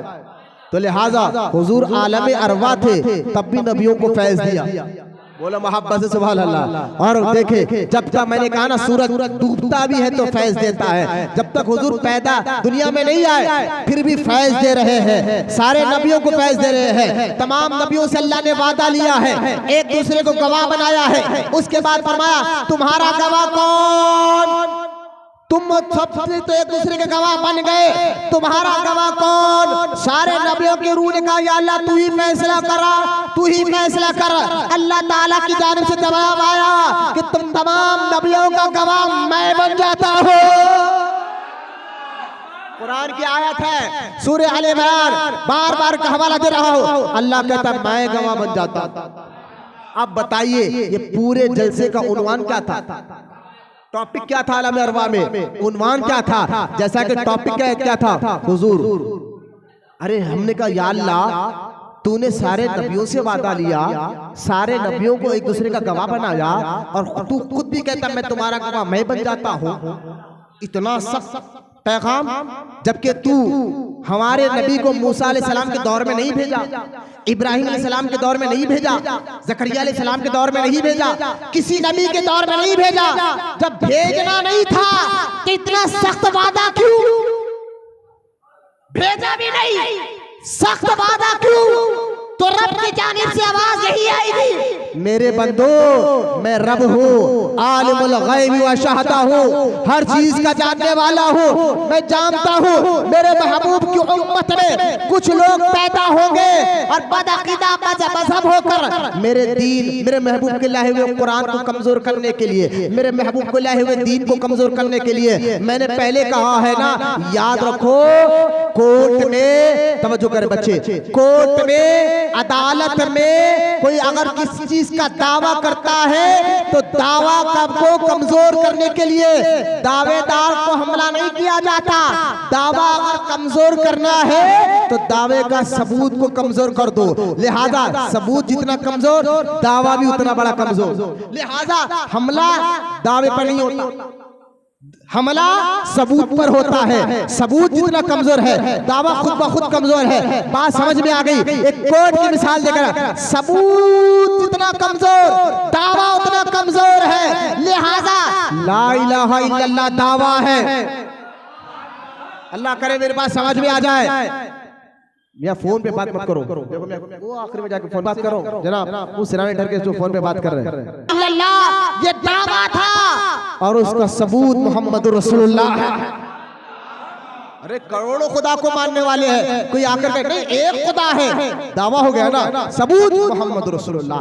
लिहाजा हुजूर की शान को घटाने के लिए आज जो हमले हो रहे हैं, उसमें एक हमला ये भी है, मिलाद क्यों, मिलाद का जलसा क्यों, ये जुलूस क्यों? मैंने कहा हुजूर की शान बताने के लिए। भाई कहा ना ना, ये कहां से साबित है? मैंने कहा सूरह अल इमरान में देखा नहीं, अल्लाह ताला ने तमाम नबियों की रूहों से जवाब लिया, तो अल्लाह ताला ने फरमाया, अल्लाह ताला की जानिब से इतना सख्त वादा लिया गया और कहा ऐलान कर दिया गया कि सुनो, जब मैं नबियों से इतना सख्त वादा लेता हूं, अच्छा सुने, आखिरी में आयत खत्म हो रही है, अल्लाह ने फरमाया अगर ए नबी दुनिया में जाने के बाद तुम अपने वादे से पलट गए, पलटे नहीं, नबी कभी पलटता नहीं, नबी मासूम होता है, गुनाहों से मासूम होता है, कर ही नहीं सकता, गलती होती नहीं नबियों से।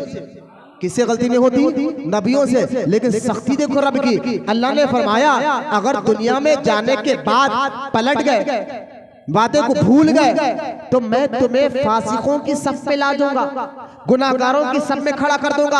अरे उस नबियों से वादा लिया जा रहा है जो दुनिया में आने के बाद भी कभी गलती नहीं करते, गुनाह नहीं करते।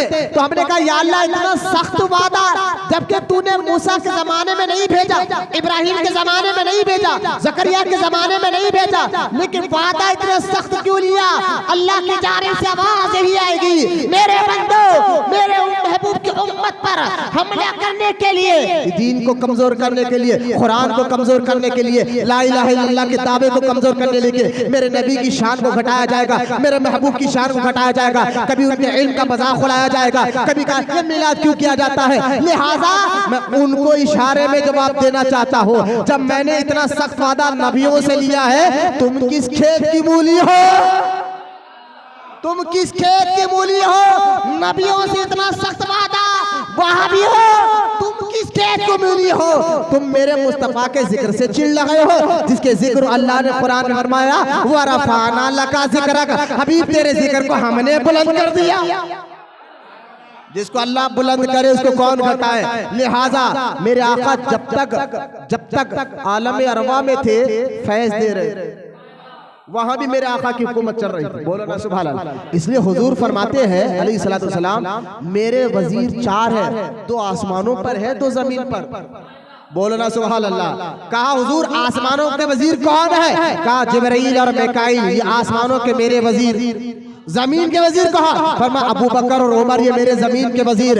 अब मुझे बताइए, वजीर बादशाह के होते हैं, हाकिम के होते हैं, लिहाजा आसमानों पर भी मुस्तफा की हुकूमत अल्लाह की अता से, जमीन पर भी मुस्तफा की हुकूमत अल्लाह की अता से। लिहाजा हुजूर अभी पैदा नहीं हुए, जमीन पर नहीं आए, तब भी मेरे आका आसमानों पे आलम अरवा में रहकर फैज दे रहे थे, जैसा सूरज डूब कर भी फैज देता है। मुस्तफा भी आए नहीं लेकिन फैज दे रहे थे। अब जमीन पर आ गए, बोलो मोहब्बत से सुभान अल्लाह। अब आ गए, जैसा सूरज बाहर आ जाता है, दिन का उजाला हो जाता है, हुजूर आ गए। जो हुजूर को देखा ईमान लाया वो सहाबी, जो हुजूर को देखा और ईमान लाए वो सहाबी अब हुजूर दुनिया से तशरीफ ले गए, दुनिया से जब ज़ाहिरी तौर पर ले गए कब्र में, लेकिन अब भी हुजूर का फैज़ जारी। कहेंगे वो कैसे? कहा वो इस तरह कि मेरे आका जब ज़ाहिरी जिंदगी में थे तो सहाबा बना रहे थे और जमीन के अंदर कब्र मुबारक पर गए, जिंदा आज भी है और आज भी वली खुतुब अब्दाल बना रहे हैं, वलियों बना रहे हैं, गौस बना रहे हैं, खुतुब बना रहे हैं। लिहाजा मैं बताना ये चाहता हूँ, जाआकुम कहकर अल्लाह ताला ने लक़द कहकर का तहक़ीक़ जाआकुम कहकर बता दिया, रसूल आया और ऐसा रसूल जिसका हुकूमत आसमानों पर भी थी और जमीन पर भी है, जमीन के अंदर की भी है। बोला मोहब्बत से सुभान अल्लाह और मोहब्बत से वजह सुभान अल्लाह। अब यहाँ पर एक एक जुमले पर देखिए, अब देखिए अल्लाह ने फरमाया रसूल, क्या फरमाया? रसूल। अब रसूल का एक लफ्ज में मैं आपको बताना चाहता हूँ, रसूल का जा के बाद फाइल है, हुजूर को रब ताला ने लाखों सिफत बख्शी है, जैसा कि नबूवत, रिसालत हुजूर की मशहूर तरीन सिफत का नाम, नबूवत और रिसालत हुजूर की मशहूर तरीन सिफत का नाम है। अब रसूल कहा, लक़द जाअकुम रसूल, लक़द मतलब तहक़ीक़, जाअकुम आया तुम्हारे पास, मतलब वही है ना। अल्लाह ताकीद कर करके लक़द, ताकीद से सुनो, अहम बात है, खास बात है। जाअकुम आया तुम्हारे पास, मतलब आता वही है जो पहले कहीं पर था, आता वही है जो पहले कहीं होता है। मैं यही तो कह रहा हूँ, ये जाआकुम की बहुत तफसील है जो मैं इतनी बड़ी बयान किया हूँ, उसमें वक्त खत्म हो गया सिर्फ जाआकुम। उसके बाद लफ्ज आया रसूल, लक़द जाअकुम रसूल, रसूल रसूल। अब तवज्जो फरमाए, रसूल कहकर बता दिया कि ये आया है रसूल। सिर्फ आया तो मक्के में, पैदा तो मक्के में हुआ है, हिजरत कर मदीने में रह गया है, लेकिन सारी कायनात के इंसानों के लिए आया है। गौर से सुने, कोई नबी दुनिया में आया तो किसी मुल्क के लिए आया, कोई नबी की दुनिया में आया किसी खित्ते के लिए आया, लेकिन मेरे और आपके नबी को अल्लाह ने रसूल कहा और बता दिया मेरा रसूल सिर्फ मक्का मदीने के हद तक नहीं आया, पूरी कायनात के लिए रसूल बनकर आया है। तो मेरे रसूल सिर्फ इंसानों के रसूल नहीं, जिन्नों के भी रसूल है, फरिश्तों के भी रसूल है, अरे जर्रे जर्रे के वो रसूल है। बोले मोहब्बत से सुभान अल्लाह और मोहब्बत से मौलाए कायनात अलीउल मुर्तजा फरमाते हैं, मैं एक जंगल में हुजूर के साथ जा रहा था और जाते जाते मैंने आवाज सुनी, अस्सलातु वस्सलामु अलैका या रसूल अल्लाह। हुजूर फरमाते हैं, हज़रत मौला अली कहते हैं, मैंने पलट कर देखा, आवाज तो आ रही थी, आवाज देने वाला नजर नहीं आ रहा था। मैं पीछे देखा, दाएं देखा, बाएं देखा, सिर्फ हुजूर थे और मैं था। जंगल का इलाका, कुछ नजर नहीं आया। कुछ आगे गए, फिर आवाज आया, अस्सलातु वस्सलामु अलैका या रसूल अल्लाह। अब सर हज़रत अली कहते हैं, मैं चारों तरफ पलट कर देखा, आवाज तो आ रही थी, आवाज देने वाला नजर नहीं आ रहा था। तीसरी मर्तबा आवाज आई, मैंने हुजूर से कहा, या रसूल अल्लाह, जंगल का इलाका है, आप है और मैं हूँ, कोई और तीसरा नहीं है, लेकिन कौन है जो आपको इतने प्यार से सलाम कर रहा है? कौन है जो आपको इतनी मोहब्बत से सलाम कर रहा है? कौन है जो आपको इतनी इज्जत से सलाम कर रहा है? तो मेरे आका ने फरमाया, अली करीब आओ, मैं बताता हूँ कौन मुझे सलाम कर रहा है। सरकार मौला अली को करीब करके कहते हैं, वो पहाड़ दिख रहा है? कहा हाँ या रसूल अल्लाह, पहाड़ नजर आ रहा है। वो पहाड़ के ऊपर चोटी नजर आ रही है? कहाँ चोटी नजर आ रही है? उस पर जो छोटा सा पत्थर है ना, बोले हाँ, वो पत्थर मुझे सलाम कर रहा है। बोला मोहब्बत से सुभान अल्लाह और मोहब्बत से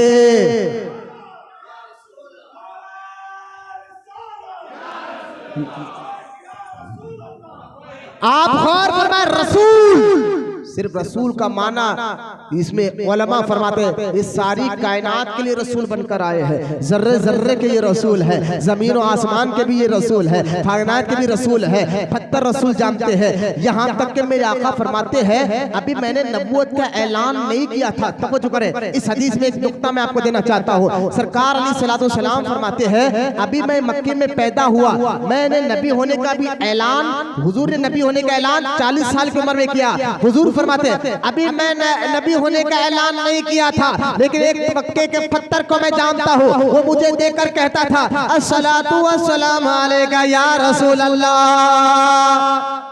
सहाबा ने पूछा या रसूल अल्लाह वो पत्थर कौन सा पत्थर है जो आपको देखकर सलाम किया करता था, जबकि आपने अपने नबी होने का ऐलान नहीं किया था? तो सरकार ने फरमाया उस पत्थर का नाम है हजर अस्वद। बोलो मोहब्बत से सुभान अल्लाह। अब यहाँ नुक्ता ये है, वहाबी कहता है 40 साल की उम्र तक हुजूर को मालूम ही नहीं था कि वो नबी है। मैंने कहा वहाबियो किस नबी का कलमा पढ़ते हुए बता रही है? अरे एक पत्थर को मालूम है कि ये रसूल है, एक पत्थर को मालूम है कि ये रसूल है, और रसूल को खुद को नहीं मालूम था।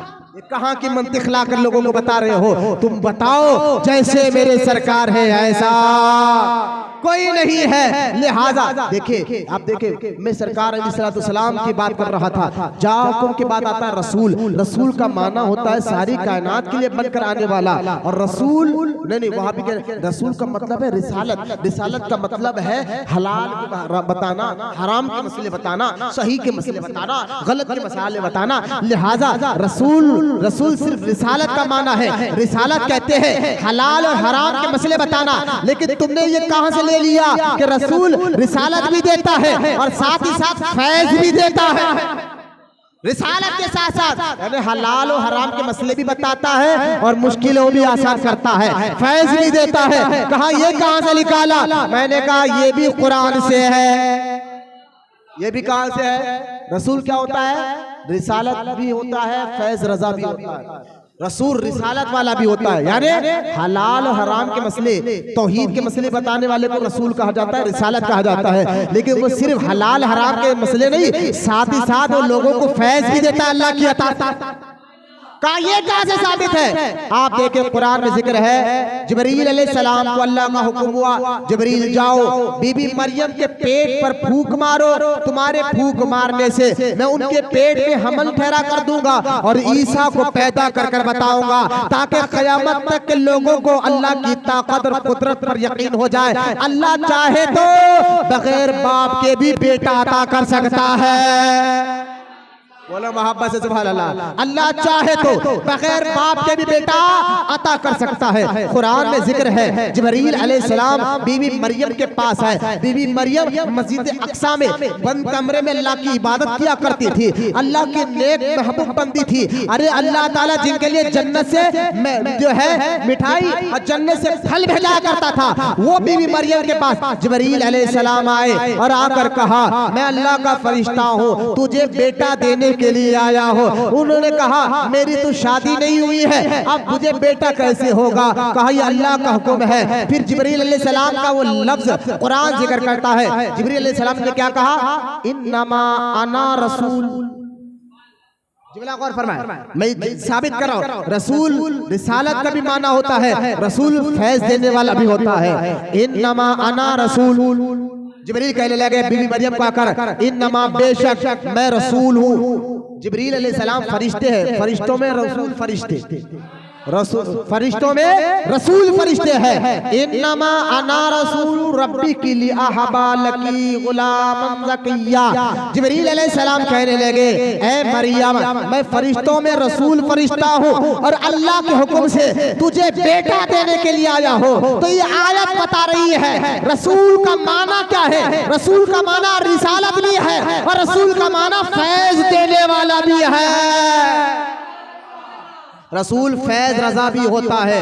अच्छा सुनिए आप, यहाँ रसूल पर जब आई ना लक़द जाअकुम रसूल, तवज्जो फरमाए, रसूल के लाम पर डबल पेश है।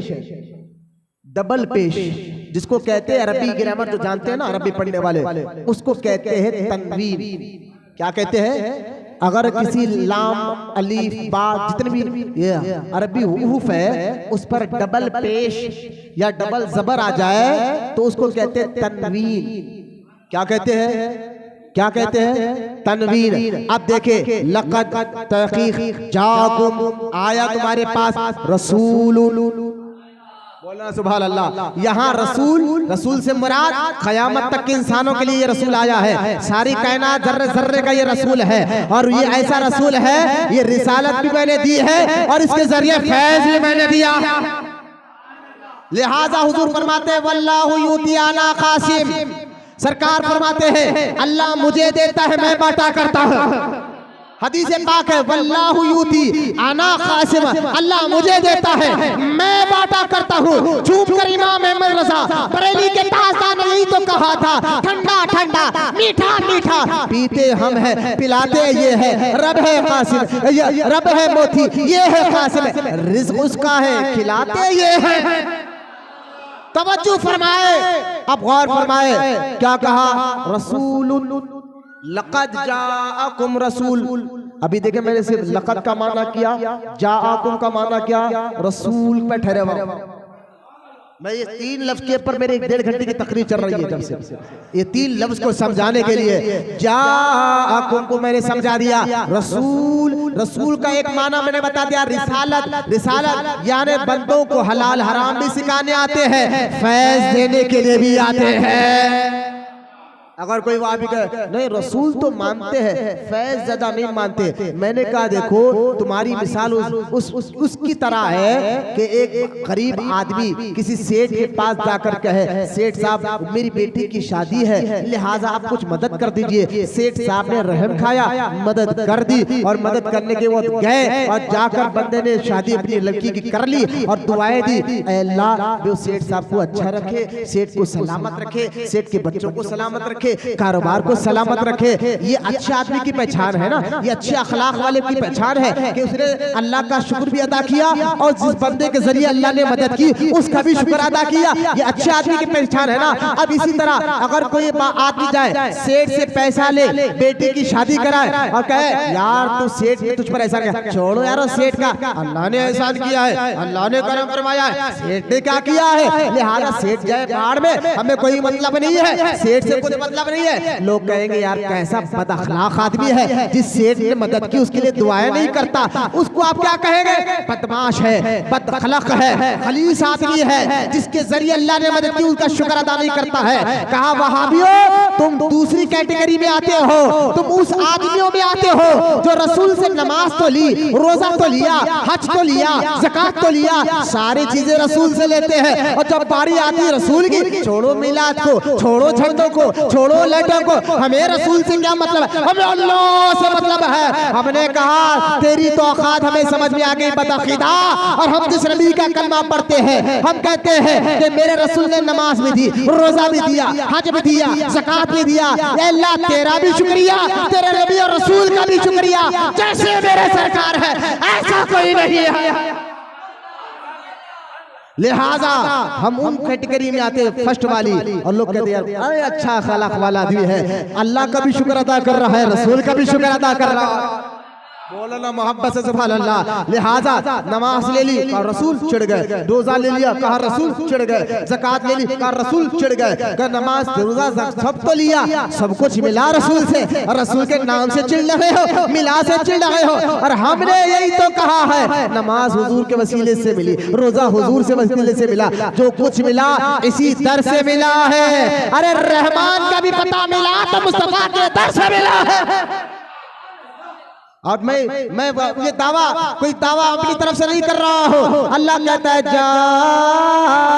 जाकुमा, अगर ऐ मेरे बंदो तुम अपनी जानों पर जुल्म कर लो, तुमसे कोई गुनाह हो जाए, कोई गलती हो जाए, तो अल्लाह ताला ने कुरान में ये नहीं कहा आओ मस्जिद में आकर तौबा करो, आओ मस्जिद में आकर तौबा कहीं भी करो, मेरा रब कबूल तो करता है, लेकिन याद रखो तौबा कबूल करना ना करना ये उसकी मर्जी है, वो रब है। तुम घर में तौबा करो, करना नहीं करना उसकी मर्जी है, तुम मकान में तौबा करो, तौबा कबूल करना ना करना उसकी मर्जी है, लेकिन अल्लाह ताला ने एक बता दे दिया और फरमाया अगर तुम तौबा करोगे वहां जाकर जहां मैंने जाने का हुक्म दिया, तो वहां मैं तुम्हारी तौबा कबूल भी कर लूंगा और तुमसे राजी भी हो जाऊंगा। आप कहेंगे मौलाना वो कौन सा दर है जहां जाकर तौबा करने से अल्लाह तौबा भी कबूल कर लेता है और राजी भी हो जाता है? उस दर को दरे मुस्तफा कहा जाता है। जाकुम, अल्लाह कुरान में कहता है गुनाह हो जाए तो महबूब के आस्थाने पर आओ। बोलो मोहब्बत से सुभान अल्लाह। लिहाजा अब तवज्जो फरमाए, अल्लाह ने कुरान में क्या फरमाया, रसूलुन। अब लाम पर ये तशदीद जो दी गई ना, तनवीन डबल पेश, इस पर उलमा कहते हैं अरबी जुबान में जब कोई लफ्ज पर तनवीन आ जाए और खास तौर लाम पर तनवीन आ जाए, रसूल के साथ तनवीन आ गया है, इसका मतलब क्या ये है कि इसका मतलब ये है ये रसूल आया ना, लक़द तहक़ीक़ जाकुम तशरीफ लाया, रसूलुन से मतलब ऐसा रसूल जो तुम में तमाम लोगों में सबसे शानदार। बोलो ना सुभान। ये लाम पर तनवीन डबल पेश बताए, लुन रसूलुन, मतलब ये है कि ये रसूल सिर्फ आम रसूलों की तरह नहीं, तुम में सबसे शानदार ये रसूल है। और लुन कहकर फरमा दिया तनवीन डालकर। अब इस शानदार रसूल को अल्लाह ने बेशुमार खूबियां दी है, बेशुमार जो है इज्जत अता फरमाई है। और इस रसूल को लुन कहकर बता दिया। लुन कहते हैं ताज़ीम करो इस रसूल की, इज्जत करो इस रसूल का, अदब करो इस रसूल की। लाम पर तनवीन लाकर क़यामत तक के इंसानों को अल्लाह ने बता दिया जो रसूल मेरे पास से आया है, और तमाम इंसानों इस रसूल की बहुत इज्जत किया करो, बहुत ताज़ीम किया करो, बहुत अदब किया करो, बहुत मोहब्बत किया करो। ये बता रहा है रसूल। बोलो मोहब्बत से सुभान अल्लाह। ये अल्लाह ने कुरान के जरिए बता दिया, मैंने मुस्तफ़ा को बेशुमार खूबियां अता फरमाई, अजमतें अता फरमाई। कभी कहा इन्ना आतैना कल कौसर, हबीब मैंने तुम्हें बेशुमार खूबियां अता की। कभी कुरान में अल्लाह ने कहा वल अस्री इन्नल इंसाना लफी खुस्र, हबीब तेरे जमाने की कसम है। कहीं कुरान में अल्लाह ने कहा ला उक़्सिमु बिहाज़ल बलद, हबीब जिस शहर मक्का में तू पैदा हुआ है उस शहर मक्का की कसम है। कहीं पर अल्लाह कुरान में कहता है वो दुआ हबीब तेरे चेहरे की कसम है। कहीं कुरान में अल्लाह कहता है वल्लैल, हबीब तेरे जुल्फों की कसम है। कहीं कुरान में अल्लाह कहता है वरफ़अना लका ज़िक्रक, हबीब मैंने अल्लाह कह रहा मैंने, वरफ़अना लका ज़िक्रक, हबीब कोई नहीं, मैंने, रब कहता है मैंने तेरे जिक्र को बुलंद कर दिया है, तेरे जिक्र को बुलंद कर दिया है। इमाम अहमद रजा की नजर जब इस कुरान की आयतों पर पड़ी, आला हजरत का कलम झूम उठा, बरेली के अहमद रजा का कलम झूम उठा, झूम कर आला हजरत कहते हैं सरवर कहूँ के मालिक को मौला कहूँ तुझे, सरवर कहूँ कहा ना, मालिक कहूँ कहा नहीं, मालिक को मौला कहूँ तुझे कहा ना नहीं। आगे फरमाया सरवर कहूँ के मालिक को मौला कहूँ तुझे, बागे खलील का गुले ज़ैबा कहूँ तुझे। लेकिन जब देखा ये भी बात नहीं भरी तो अब कहने तेरे तो वस्फ है ऐबे तनाई से बरी। हाय बोलो बच्चे सुभान अल्लाह। तेरे तो वस्फ है या रसूल अल्लाह, अल्लाह ने जो आपको खूबियां दी है ना, तेरे तो खूबियां तो अल्लाह ने हर ऐब से पाक रहा है तुझे। तेरे तो वस्फ है ऐबे तनाई से बरी, हैरान हूँ आका मैं क्या कहूँ तुझे, हैरान हूँ आका मैं क्या कहूँ तुझे। लेकिन रज़ा ने खत्म सुकन इस पे कर दिया, खालिक का बंदा और खल्क का आका कहो तुझे। अच्छा यहाँ मैंने लक़द जाकुम रसूल 3 का माना किया और वक्त खत्म हो गया।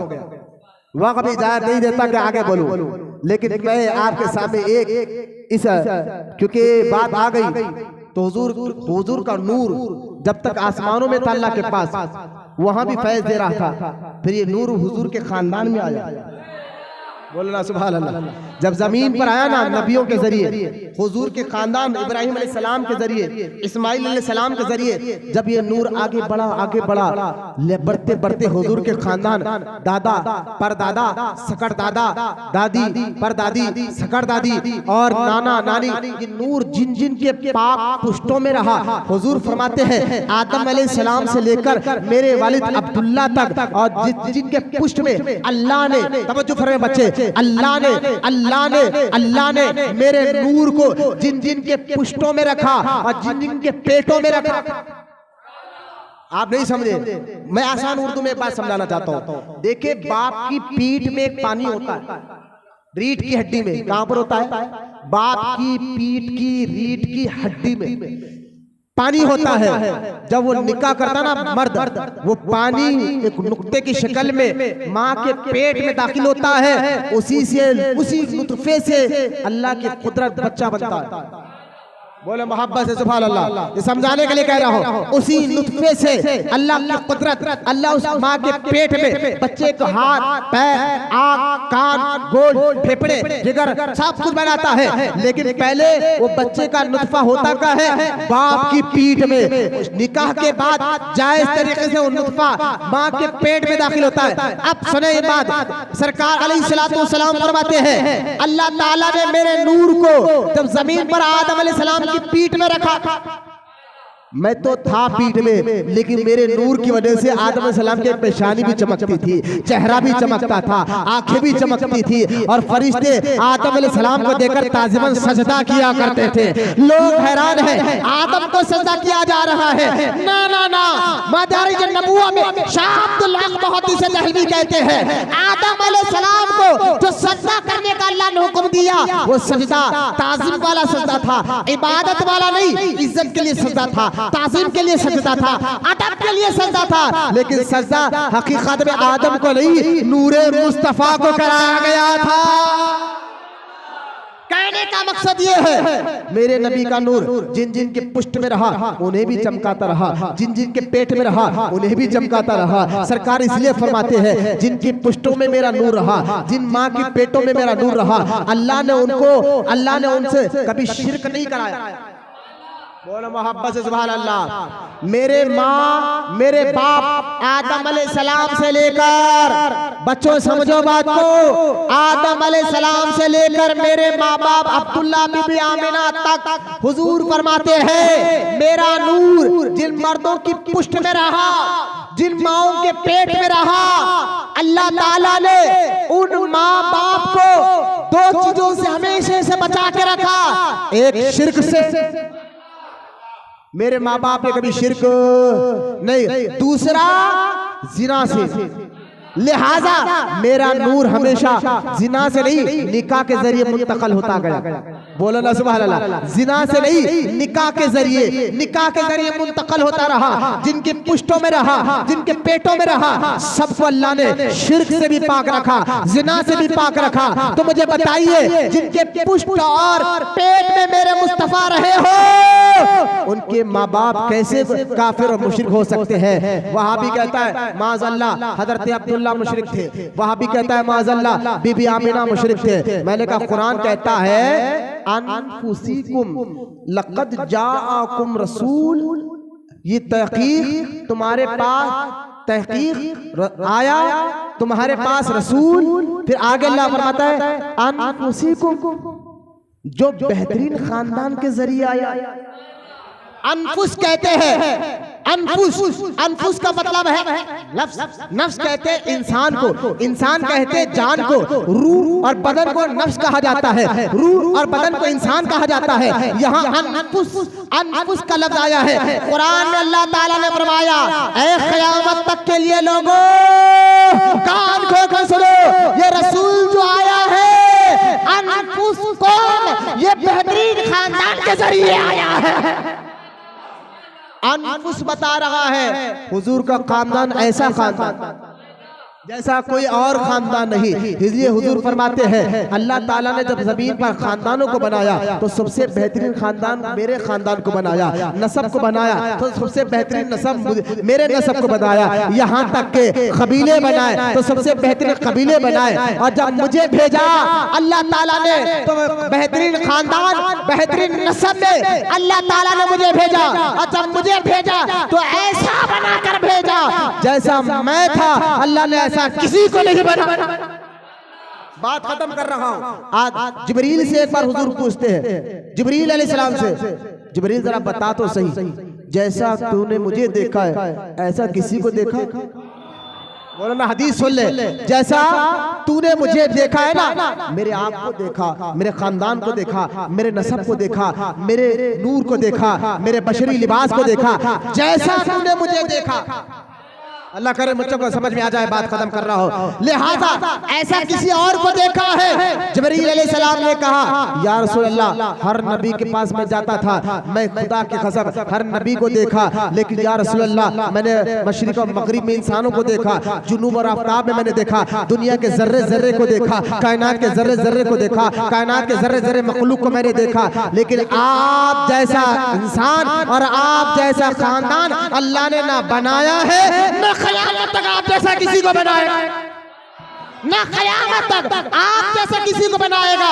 फिर बरेली के अहमद रजा का कलम उठा और झूठ कर आला हज़रत कहने लगे, यही बोले सिदरा वाले, फर्शे जहां के मैंने सभी छान डाले, यही बोले सिदरा वाले, फर्शे जहां के मैंने सभी छान डाले, तेरे पाए का ना पाया, तुझे यक ने यक बनाया, तुझे हमद है खुदाया, या तुझे हमद है खुदा।